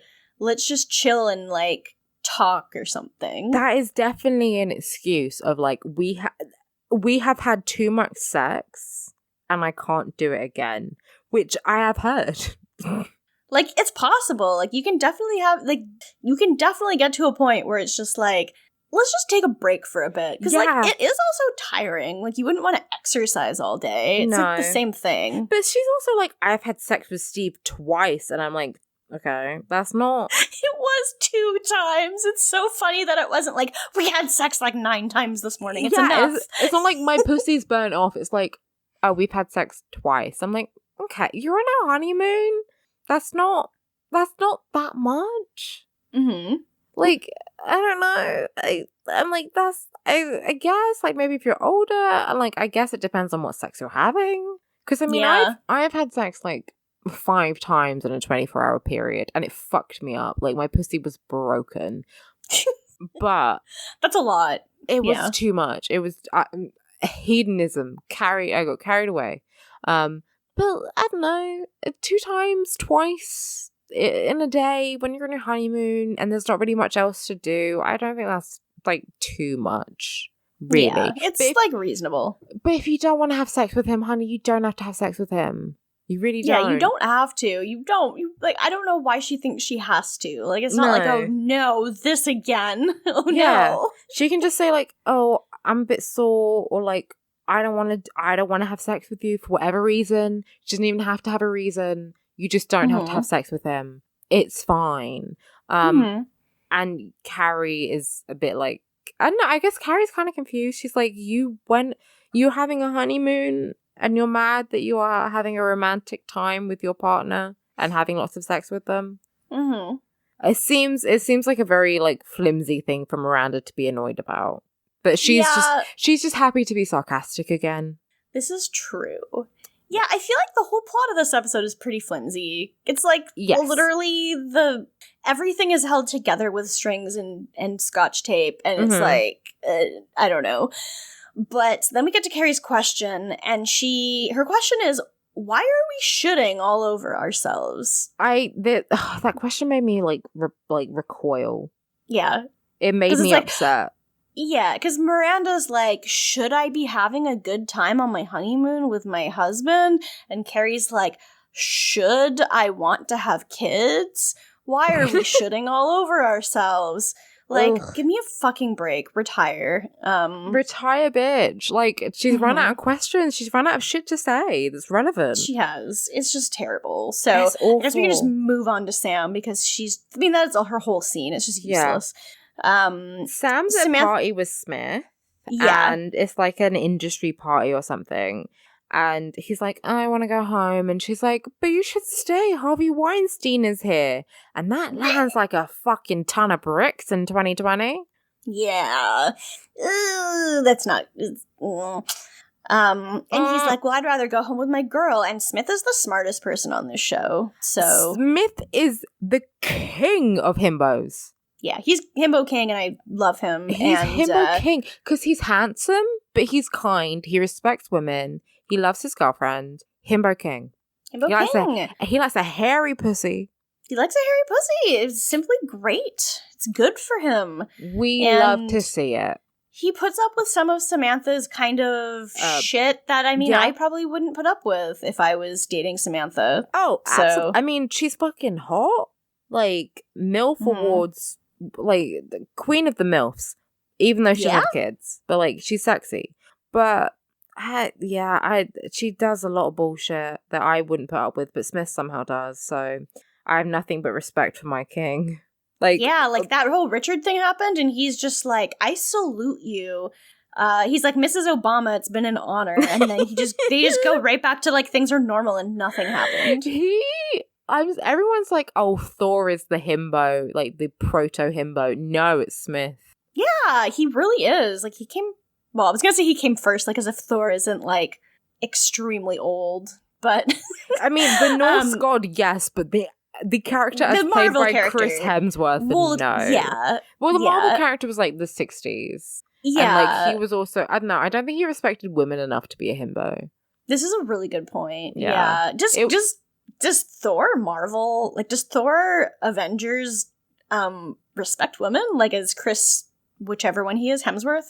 I think at least, yeah, I think he does respect women because like by the time we get to like Ragnarok, he's like, doesn't he say or something that he's like, I wanted to be a Valkyrie when I was a kid, but I couldn't because I was a boy. But like he loved the Valkyries, loves women. Big. I did forget that is the Marvel movie that I enjoy the most, and yeah, that's a good point. Yeah, Taika Waititi said bisexual rights. Yeah, you put fucking Cate Blanchett in anything where she's looks like that, and I'm like, okay, I guess. Thank you. He's like, get me all the hot people the boys love. Mm-hmm. And let's put them in. He's like, we got your pretty boy, and like he points to Loki. He's like, we got your big boy, and he points to Thor. We got your goth lady, goth milf. We have. They even have your nerd because fucking Hulk is there. We have nerd. We have sexy lady. We have Jeff Goldblum. Like, true. I mean, Jeff Goldblum is just like the universal constant. So it's just like everyone is attracted to him. A smorgasbord of delights. It's just a good. It's good. It's good. Carl Urban's here. We know you love Carl Urban, and I'm like, yeah, I do. Mm-hmm. Thank you for that. Delicious. Thank you. I'm gonna feast on this. It's a good movie. But anyway, so yeah, they're at the party and he's like, I want to go home with my lady. And the paparazzi are outside and Samantha doesn't want to really she's like, I don't want to get my picture taken tonight. And he's like, you've been off since I came back. Like, you've been a bit distant and, I thought we were good, but what's going on? And she comes clean and says that she was diagnosed with cancer and it's stage 1 and, everything about that. And just then the cameras take a picture of them together, which is very awkward and upsetting. But that's pretty much the scene. Yeah, that's it. And we go back to Petrovsky's, and she asks him about the kid again, because we find out in the scene with Charlotte that she didn't even ask him a single thing about his kid after he mentioned it. She just was like, I didn't ask. I don't know. He's like, I have a child, and she's like, okay, good for you. Yeah. So then she asks about it. She's like, okay, so tell me about your kid. And he's like, okay, well, I have a daughter. Her name is Chloe. She lives in Paris, and so does her mother. She's 22. Mm-hmm. And we find out he was married to the mother for 7 years. 5 of those were good. Yep. And then he shows Carrie some pictures of Chloe, and this is like when Chloe's a lot younger, so she's like a kid in these photos. Yeah, she's a kid now. She's a squid now. Yeah. I think I looked at the IMDb trivia, and apparently, Mikhail Baryshnikov's like actual daughter is the same age as Chloe. It kind of seems, and like the way he's like acting, he acts like very well. Of like he probably was thinking of his actual daughter because he's got like that whole like heart. You can see the fire behind his eyes. It's very sweet. Yeah, like he really loves his daughter. Yeah. Yeah, you can really tell that he's like excited to show Carrie pictures of her. And yeah, stuff like he that. immediately like pulls out like a picture from his wallet and is like, "This is what she looks like. This is when she was 4." Like it's very cute. Yeah, and he loves her very much, and it just seems like it's something that like, oh, okay, it didn't work out with his mother. He obviously still loves his daughter, and it's just that she lives far away. But like he seems to go to Paris quite a lot, so he probably sees her, and it's probably cool. But yeah, like the Chloe in the show is the same age as Mikhail Baryshnikov's actual daughter. I think maybe the pictures he shows might have been of her, but that makes sense. Maybe that's just a game theory. I don't know. Yeah, possibly. But yeah, it's pretty cute. It's good. And then Carrie is like, "Oh, is this her mother? Like, she looks beautiful. She's so young." And then he's like, "Yeah, my daughter was 4 then. Like, of course she was young. This is a long time ago. Like, yeah, he's like, I was young then too. Like, yeah. If a woman has a 22-year-old daughter, presumably she has to be at least in her 40s now. Yeah, presumably. So presumably, like, she's like, "Oh, she looks so young," and he's like, "Yeah, I was young too. What the fuck are you talking about?" Like, it's so he's been like that for like a decade. He's been 53 or whatever for like 30 years. Maybe he's a vampire. He's European. He likes art. Perhaps. Yeah. I don't know, but he's like, "Yeah, I was young too." Like, she is so stupid. Carrie is the stupidest person alive. She is very stupid. And then she continues to be stupid because her and Samantha go out for drinks and they just talk about the dumb bullshit that's in this episode. And I don't know, Carrie is just like talking about how he had this whole life before her. So it's like, oh, he's already done everything. He had a family. He was married. He has a daughter. And I'm just like, he's in his 50s. What did you expect? Did you just think that he was just like doing nothing for like 30 whole years? Like what? I don't know. I feel like whenever someone I'm dating is like, "Oh yeah, my ex did this," or like when I was a student and when I used to live in Indonesia, I'm like, you exist as a person. You're not just like you're not a supporting character in my television show. Okay. But like, what did you think? He's in his 50s. Of course he's lived a whole life. Like, it's not like you're dating like a 20-year-old and they're just like a fucking baby chick and they haven't done shit. Like, yeah. He's lived an entire... Did you expect... It's not that strange that he has an adult child when he is in his 50s. Yeah, it's completely normal and it's fine. And Carrie's just making this... She's like inventing this conflict this episode that makes no sense. And Samantha's just like, "Carrie, there are so many fabulous things in life that don't involve babies. And you don't have to have a baby to feel accomplished or to have lived a fulfilling life. Mm-hmm. Like, if you don't end up having a baby, like, if you want to have a baby, that's fine. But, like, if you don't, it's not like you've ruined your life by not having one. There's so many other things out there. Like, yeah. And it's a really good point. It's a good point. And, like, Samantha is childless and very happily so. I mean, she probably is on our child free, but we will give her a pass for that. But she doesn't have a kid, but she's successful and she has a partner who really loves her and she goes on adventures and enjoys her life. Like, you don't have to have children, but also at the same time, if you do really want kids, that's also fine. Yeah. It doesn't matter. Like, I mean, it matters for you personally, but like, it doesn't matter. If you don't have kids, it's not like you ruined your life and it wasn't worth anything or anything like that. But exactly. Yeah, you don't exist to produce an heir. Like, you're a fucking princess and it's the 1800s. no, exactly. But yeah, it's a nice conversation from like Samantha's perspective, at least. But Carrie does decide that she does need to have the conversation with him about, even though it's really early in their relationship, she kind of needs to like talk about it because you know, if they don't talk about it now, when are they going to talk about it? Yeah, she says it's early in the relationship, but it's too late in my life to not have the conversation. And she's like, I want to ask the question, but it's too much. And apparently this question is like, will you give me enough that will make me not miss having a child? Which, like, I don't think he's really responsible for that. No, he's really not. That's up to you. I will say, sidebar, I was a big fan of Total Divas, which was like a reality show that focused on female wrestlers in WWE. Great show. And like when it started, one of them, Nikki, was dating John Cena, and she was like, I want to get married and I want to have a baby. And he was like, I don't want to get married and I don't want to ever have children. I never want to get married. I never want to have children. I'm not going to go back on this. And like the plots of the seasons would be her trying to convince him to, you know, to get married and to have kids and to do that whole thing. And that's what she really wanted and he didn't, right? And it was, but obviously she loved him and he loved her, but it wasn't going to be compatible if they didn't want the same things at the end of it. Yeah. And eventually they break up, right? They get engaged. They never get married, but they break up. And like, she's pregnant now and is with another hot guy and seems happy. And it's like, you can just do that. Like, it will suck. It will be very painful to break up with someone. But if you are, you know, dead set on having a child and getting married, and the person you're with never wants that and will not back down and will not change their mind, and they're not like in and ahhing like, I don't know, maybe I want to get married, like, or maybe I want to have a kid, I'm not 100% sure.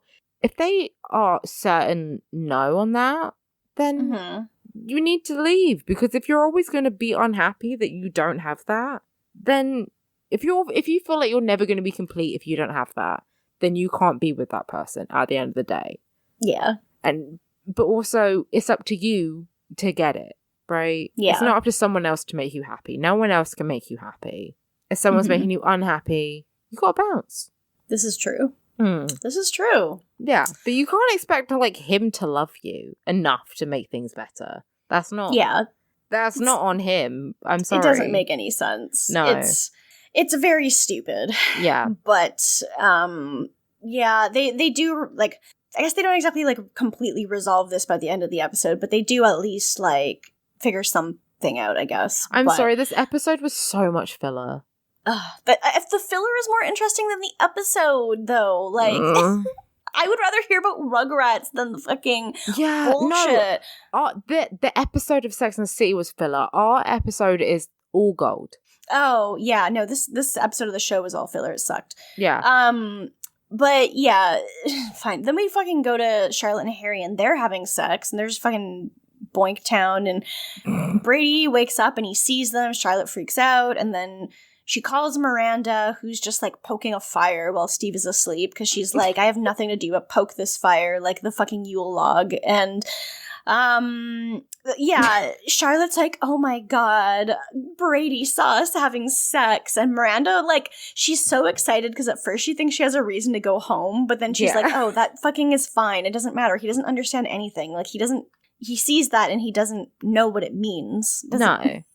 He doesn't. Yeah. She says he doesn't know where his nose is, so I don't think it matters. Yeah. Yeah, and I get it. But also, I don't know. I don't want to have sex in front of a kid. I don't want to, but, like, I don't think the freaking out is, like, this kid doesn't know anything. The only reason she should be freaking out is because Brady looks like he's 4, and that a 4-year-old would be able to would be, like, confused. Yeah, like, he's definitely not old enough, but he just looks it. Yeah. It's like, but it's the same plot as the episode of Friends, where, like, Monica and Chandler have sex in front of, I don't know, either Emma or one of Ross's fucking spawns. Emma is one of his spawns. Rugrats. Ben, that was the other one. Either in front Cole of Emma or Sprouse. Ben, they have sex and they're like, oh no, like the child will be traumatized. It's like the kid does not fucking understand. He will not remember anything. I promise you. But no, I probably, my parents were fans of attachment parenting. Probably saw my parents have sex at one point. I don't remember shit. I remember walking in on them when they were both in the bath at one point. They were like having a bath together, and I was like, "Yeah, I need to piss." And I remember them being very annoyed at me. God. But that was it. They were like having a romantic bath, and I was like, I need to pee. Yeah.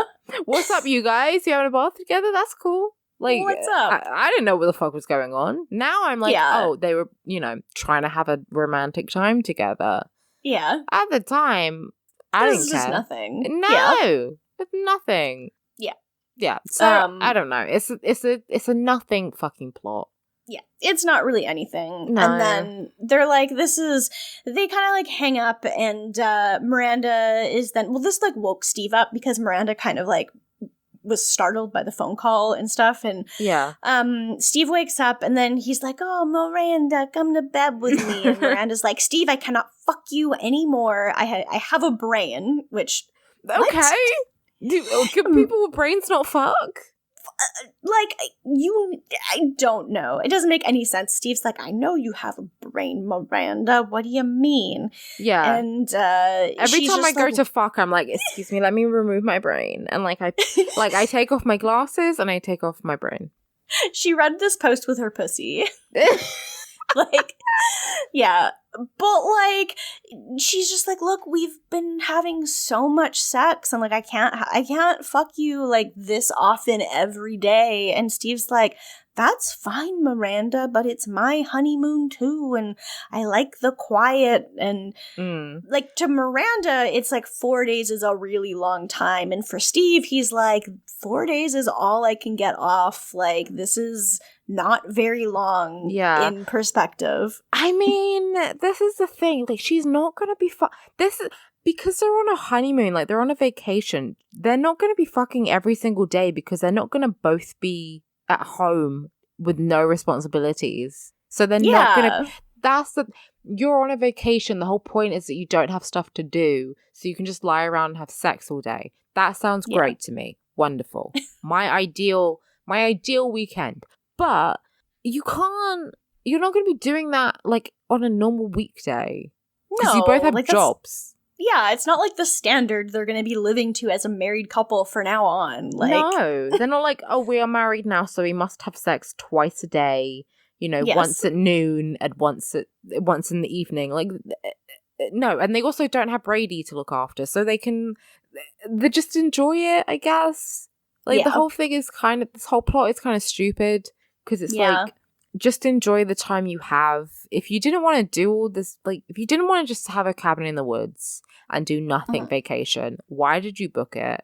Second, just enjoy yourself. Third, if you don't want to have sex with Steve, you don't have to have sex with him. Yeah. And you don't need to have a reason of like, I have a brain. You can just say, I don't want to have sex with you. There's no gun to her head or anything like that, so it's fine. And like, she does kind of, after Steve says the thing like, this isn't really that long, like it's 4 days, that's it, and it's over tomorrow, it's fine. And then Miranda like feels bad because she's like, look, I'm sorry, I know this is for you too, it's not just for me. And then she gets really horny when he says it's over tomorrow and they're going back home, and so then they decide they're gonna fuck now because Miranda's like, ooh, it turns me on when you say we're going home tomorrow. That's and I'm sexy. Like, it's so boring. I don't care at all. No, he says it in like a kind of like gruff voice. I guess that's the sexy thing. He's like, no, we're going home tomorrow, Miranda. I don't know. It's disgusting. It's not. It's boring. It's fucking boring. Done. She's done. We're through with her and Charlotte. We have Samantha and Carrie, and then we're done. Okay, so Samantha is at the doctor again, and like, so every time she talks to the woman in the waiting room, she's like name dropping all these people who've like done cancer fundraisers and all these benefits and shit like that, because she's like, oh, like this is gonna make you really sympathetic to me and make you get me a spot. And the woman's like, no, we're booked till March. And so she once again starts trying to name drop someone, and then the woman is just like ignoring it, being like, we're all booked up, I told you. But then what happens is the woman like flips her magazine and sees the photo of Samantha with Smith that were like at the club the other night, and she's like, oh my god, you know Smith Jared? Yeah. Like, you know him? And oh my god. She like turns her like computer screen around and she's like, he's my wallpaper. And that is so funny. oh my god, it's so cringy. And she's like, oh my god, Smith Jared, what's he like? And Samantha says, well, he's a very devoted boyfriend. So if I were to be a patient here, he'd probably come with me to my treatments. And she's like, oh, maybe I can squeeze you in then. Smith Jared in the office? Oh, like she puts her in for 8 o'clock because like the doctor doesn't like doing 8, but will do it if it's in there. Yeah. So she puts her in, and Samantha is like, I tell you what, if you can put my friend over here, and she points to the nun, she says, if you can get her in too, I'm pretty sure that Smith would even give you a kiss on the lips. And this just seems too good to be true if I was the receptionist. yeah, but she's like, okay, and puts her the nun down too, because the nun comes in like a habit, and she says earlier, she's like, I haven't worn a habit in years, like that's not, you don't have to do that. But she comes in the habit with the Bible, like full like guilt trip. Yeah. It's good shit. It's the good shit. But she's like, if you can get my friend on here too, then yeah, he'll give you a kiss on the lips. And he's a very supportive, so he'll be here all the time. I mean, I'm sure Smith would be fine because, like, you're getting a woman cancer treatment. So, like, I'm sure he'd be fine with that. But she does just feel like, my boyfriend will kiss you. Yeah. If you get my friend here some treatment. Okay. Mm-hmm. She probably could have just been like, my boyfriend will come if you get her in too. Yeah. Like, but whatever. I don't know. Yeah, so that's her story for the week. She gets her appointment for soon. Then we finish with Petrovsky and Carrie, and they're like walking on a pier together, and it's like, he's like, oh, you're very quiet today, like, and then she asks him if his vasectomy is reversible. Yeah, I mean, like, it is. I've heard of like vasectomies are reversible, but like, yeah, she's saying it like, would you reverse it for me? That's my crock pot, just suck. Oh. Sorry, my stew's ready. I thought you said my crack pot, and I was like, oh, okay. No, my crock pot was going off. Anyway. Love it. Anyway. We love it. So yeah, and he says no. I mean, it is reversible, but not for him. And she says, basically, she's like, look, I can see us going somewhere in terms of a relationship. And I need to know if kids are on the table for you ever, and if I'll be, and she says like, I'm not sure if I want them myself, but I need to know if it's like a definite no for you. And he says, it's a definite no for you. Having children is a wonderful thing. It's a beautiful thing. You know, he loves his daughter very much. But he's like, I'm too old. He's fucking like, he's in his 50s and he's understanding. He's like, I am too old to have a baby now. And, you know, for that child to like get good time with me. And, you know, obviously people do have children, like especially men have children when they're like old as fuck. That's a clinical term. Like men do have kids when they're old, but he's got the point of like, you know, you wouldn't be able to chase after a kid in a playground or you know, look after a child like full time. So he says, I'm too old, but it's a beautiful experience. It's a lovely experience. I can't offer that to you. If you really want that, I want you to have it, but you won't be able to have it with me. Like he's just being straight up, right? Yeah, for sure. And it's good. Like he's just basically saying it's not going to happen, but yeah, he's very understanding of if that's what she wants, then he definitely isn't going to stop her and wouldn't want to stop her. No. And but like the other part of it is Carrie's like, if you don't want to have kids, that like if that's a definite no, like that's fine. But I also like need you to know that like if this isn't something that you see going somewhere, then like I don't want to just not end up with you, but then also lose my chance of having kids. Like, I want to make sure that this is, like, you know, actually something serious at this point. And he's like, no, I could really see us going places too. Like, to me, this is like something I feel is going places. Yeah. And then he like puts his coat around her and just like, I don't know, her voiceover just does this stupid thing. She's like, oh, I was really cold and I didn't know what I wanted, but now I'm getting warmer. And it's like, okay. It's just this episode is a fucking waste of time. Should we do rankings and move on to questions? Let's do that. I don't know. I haven't even thought about it. This episode is, I guess Samantha's at the top because, like, you know, not only does she get like some treatment by a really great doctor who, you know, but she also gets someone else that, and that's cool. And she has some fucking amazing outfits this episode. Oh, she really does. She like, if you watch any episode, if you just need something in the background while you're doing stuff, put this on, but watch it every single time Samantha is on screen because she has an outfit. So yeah, she's at my top, and then I guess Charlotte. Yeah, Which, Sam. Like, I mean, I guess it's kind of weird to have sex when there's a baby in the room, but like, I don't think you've scarred the child for life. And she's trying to be a good friend. That's cool. And then I guess Carrie. I also guess I don't know. And then I guess Miranda's at the bottom. Both of them are kind of like level for me of just being flaky and complaining about stuff that doesn't need to be complained about. Yeah, it's the exact same for me. Like, they're both fucking...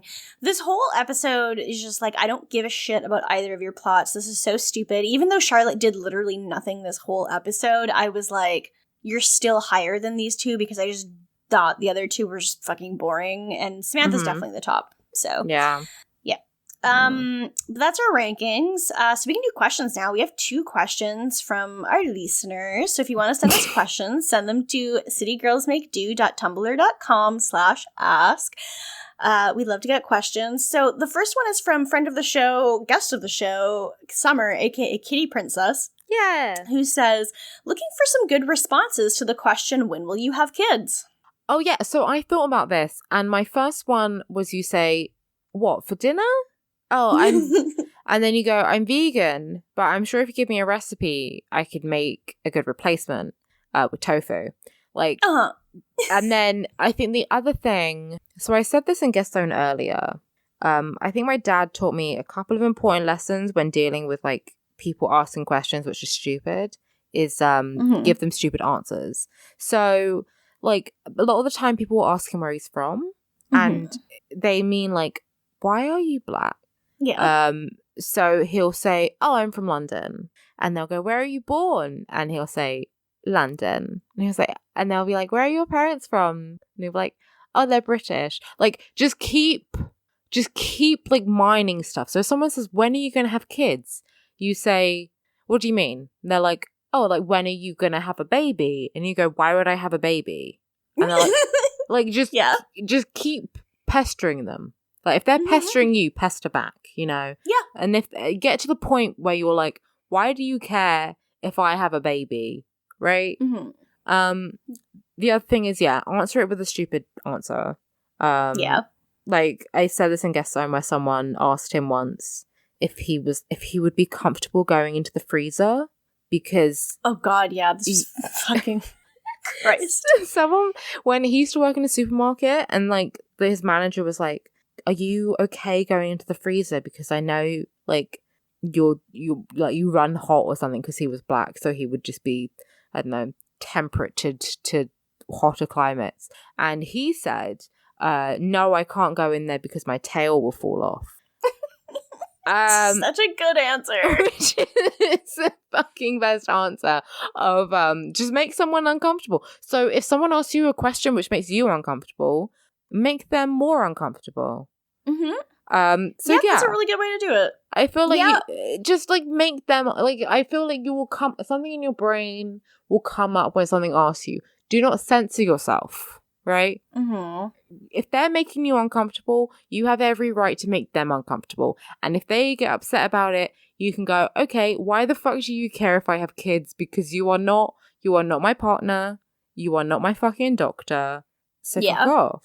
There's just no reason to know, especially if you are like the parents, which I feel like parents will feel like they're the ones who are allowed to ask because they're like, well, it's my grandchildren we're talking about, or like, but I want to have grandchildren and you're my only child or something. And it's like, well, maybe you should have thought about that when you only had one kid. That's the thing. If my parents have never asked me that. Thank God. Like, I think because they're like, Alex is too Alex does not have any of the things you want in a parent, so I'm not even gonna bother encouraging. I said to my mom, like, I was drunk and I was like, I think I'm gonna have a baby, and she said, I think you should wait. Well, yeah, like my mom would say stuff like that when I was like in my early 20s. Like I wouldn't even say anything about ever thinking about babies because I absolutely never would have thought of, like, that would just be terrifying to me in my early 20s. Yeah. And my mom would just be like, you're not gonna have kids anytime soon, right? Like you're and I'm just like, no, what? Or she'd just be like, you're too young to get married right now, or you're too young to have kids. And she was like, right. Also just because like, yeah, no, that would have been terrible. Yeah. But yeah, like she's at a point now where she no longer says that, but she still isn't the kind of person who's like asking me, oh, when are you having kids? Although she has been like the person who's like, oh, do you think Matt's the person you're going to marry? And I'm just like sitting there while Matt's like in the next room over taking a nap, but also is like half awake. And I'm like, why are you asking me this? Yeah, I don't think I can tell you that. Like, it's a big question. But then also like the other day, my mom was like, she said something. She was like, you're not going to give me grandchildren anytime soon. And I was like, you should have thought about that before you had one child. Yeah, it truly is like, yeah, like my mom's never asked me that, although like I am her only child, so. If you're an only child, you can be like, well, I don't know, you should have thought about that. If you're not an only child, then you're like, ask the other one. I also think my bloodline dies with me. Classic. Yeah, that is a good thing to think about. Yeah. I'm not passing this curse on to another human being. God. Like, just be really dramatic with it. Because, I don't know, yeah, it's not anyone's business apart from, like, you and your partner. And I get parents wanting to know. I guess the polite thing, like, if you don't want to offend anyone and you don't want to make anyone mad at you, you just sort of, like, shrug it off and you're like, I don't know. Or, like, oh, we've thought about it, but, you know, it's a lot. Or we want to get our financial stuff in place first. Like, you can sort of say stuff like that. Oh, for sure. Because, like, that's the main thing I've said to people before if they've asked me anything. It's kind of just like, I'm like, my job isn't even permanent right now. Like, I'm a contract employee. So, like, even if I was like, oh, I want to try to buy a condo or something, like, I want to have a permanent job first, or like, I don't know. There's like a million reasons why that's like something that you want to have other things you accomplish before you get to that point. So I don't know. Yeah, you can just say, I want to have like this in order first, or I want to have my financial stuff in order. I want to have my house in order, blah, blah, blah, blah. You can say that, but also you're well within your right to tell people to fuck off. Yeah, for sure. There's no reason that you have to have kids or have to want to have kids. It's fucking bullshit. I remember once, like, I told someone, like, I had an ovarian cyst burst, and they were like, and this was someone who I wasn't even friends with, like, we were acquaintances in the same class, and they were like, can you still have kids? And oh my God, that's so invasive. Yeah, and I, like, told someone else, I was like, oh, my doctor thinks I have PCOS, and they were like, oh, you'll probably still be able to have kids. I'm like, why do you care? I don't even know you, like, you're not even, like, a friend. It's not like I was telling that to a friend and my friend is like, oh, I know you really want to have children. Like, have you spoken to your doctor about that? But also, like, I've never made it clear to my friends that I, like, really want to have kids. It's just everyone I know is like, you'd be a good mom. And I'm like, yeah, probably. It'd either be a good mom or I'd be like I'd be like Joan Crawford. Like, I'd be like a mess. Or you'd be Angelica's mom. True. I'm either going to be the coolest mom and I'm like super chill and like super wise, super woke, or I'm a mess. There's one or t'other. It's going either way. There's not a spectrum. It is a binary. I'm either going to be great or awful. And that's why I'm hesitant about having children. However, yeah, it's not like it was someone asking me out of concern. It was just them asking out of gossip. So it's not even like it's just parents who ask. Like, random people will fucking ask you. They do. Like, I would not be surprised if someone I worked with was like, oh, do you think you'll have kids eventually one day? And it's like, why are you asking me this? This isn't even like something I know the answer to, let alone like I need to share with you. So it's like I don't think that's the kind of person who would push, like if they're your coworker, because it's like they're trying to stay within their like boundaries somewhat. But still. I mean, I will say I've been guilty, but like the only time I've asked someone that is like my friend. So I have a friend who married very young. Like she's like the same age as me and is married and with her partner, and like they waited to you know, be intimate and everything. And I was like, oh, if you guys are getting married, like, are you gonna have kids soon or are you gonna wait a bit?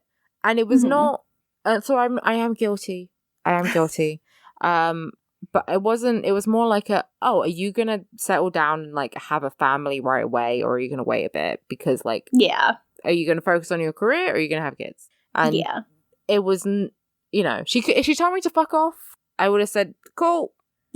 Extremely. My bad. It also does seem like if you're the kind of person who's going to wait till marriage to like have sex, you might be like Catholic, so you might be like popping out a lot lot anyway. It might just be like you assumed that that's why. Like they're probably good. They're probably like sexist for having kids. Exactly. That's why I asked, because I was like, why are you like, are you gonna have sex and like have a kid? Like, is that your thing? That you're like, this is for having children. It's not for fun. It's for having kids. It's because she's Catholic. It's because she's Catholic. That's why I asked. It wasn't like I'm gonna. Oh, okay. You're gonna. I'm like, oh, if you're not fucking before marriage, does that mean that like as soon as you get married, you're not gonna have any protection? You're just gonna like bash out the kid. Which is cool if that's what you want to do. But I think so I've been guilty. And if she said, fuck off, none of your business, I would have said, yeah, cool, dope. But yeah. So I'm not above reproach. Anyway, that's our response. That's our response for your question. Thank you, Summer. We have one other question from frequent question asker, a friend of the show, Steph, aka 2x2 Furious. Vibe check. Where are you both on the Sufjan Stevens mood chart? So, okay, I feel like we can just pick which one we are and describe the general emotion of that photo. Yeah. Like right now in this moment? Yeah, like right now. I feel like I am maybe a 6. Yeah, I feel like 6 is like the one that I associate with the most. Like I feel like 6 is like that's me on a typical day. And it's like he's got a cup of coffee, he's got at least one hat on, and he's got a hood up, and he just looks very comfy, and he's like just chilling. Yeah, he's like, I got my beverage, I'm just kind of vibing. Yeah. Which is, I guess, how I feel. Like it's quite late for me. And like, I'm like, I want to drink, I want to chill. But I'm not, I don't know, none of these for me are nighttime vibes. Maybe like 12, I guess, but I'm not really feeling that introspective.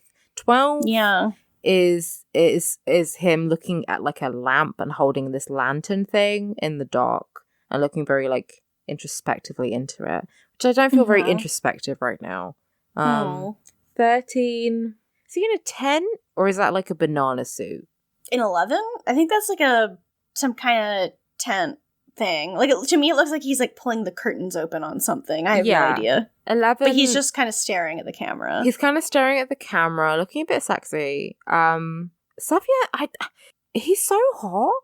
I know, he is. I don't think we talk about this enough. Like, he does look a bit like a gay porn star. Yeah. But like a friendly one. Like not a Christian gay porn star. That's what he is. That is what he is. Gay porn for Jesus. I feel I'm probably a 6 right now because I'm literally wearing a hoodie, just completely vibing. After we finish recording, I'm gonna eat some stew and I'm just gonna fucking sit around. Like I'm just 6 right now. Like I'm not having like a party, but I'm also not like, some of them are just real downer moods. But like 6 is him with his like drink and he's just like chilling with his hoodie up. So that's me. Yeah, I don't know. I'm not in like a downer mood. Like I'm kind of tired, but like tomorrow I'm gonna see my manses, hopefully get dick down. So I'm like excited for that. I guess, but so I don't think it necessarily fits on the spectrum. Yeah, you could be off the chart. I'm off the.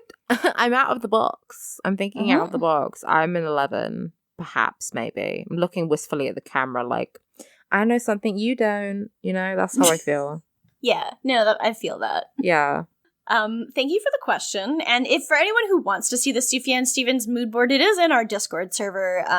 I posted it with like what's the mood today, gamers, somewhere in general chat a few days ago. So you can see the mood board and see for yourself where you are if you're in our Discord server, which you should join if you haven't already. There's a link to it on our Twitter, Tumblr, Patreon, and everything. And speaking of our Patreon, if you want to give us $1 a month, you can be a haymower. You get a special Discord role. You get bonus content. You get the exclusive channel of Looker and Nanu picks. At the $5 level, you get all of that, plus a even specialer Discord role, a podcast shout out every week, and you can submit Steve voice content. And at the $10 level, you get all of that, plus an even specialer Discord role, plus you can listen to us record live every week if you would like to. So our $5 and up donors are Alex Schaup, Summer Geist, Jennifer Snyder, Matt Ribeiro, Jessica Alachi, and Siberian Pine Hardwood. So thank you all for donating. We love you, and yeah. Thank you. Thank you, as always. And yeah, if you want to find me online elsewhere, you can find me on Twitter at Age of Oddish and on Tumblr at Windfall Island. Yeah, if you want to find me, I'm on Tumblr at Dork Phoenix, Twitter at Alex Lavergo. Both those I haven't been on too much recently. I'm mostly on Instagram at Alex King Chuck, and I mean it's too late now. By the time this show comes out, the show will be down. But I did film a short film as part of the National Youth Theatre, which everyone liked. I'm just gonna boast because people liked it. It was good. I watched it. Matt watched it. A bunch of us watched it, and it was very good. And I did tweet a link to it, but yeah, like you said, by the time this episode goes up, it won't be up anymore. No, so it's cool. Fucking missed out if you didn't pay enough attention to our content. You're dumb as fuck. No, you're not. If you're listening to the show, I love you very much, so it's fine. Yeah. But yeah, thank you for listening as always. And you know what we fucking say? Mohe every day. Fuck cops. Good night. Fuck cops. Fuck every blue life. Fuck 12. Yeah. And kiss Kiana's grow on the lips. Mwah. Mwah. Okay. Bye. Bye.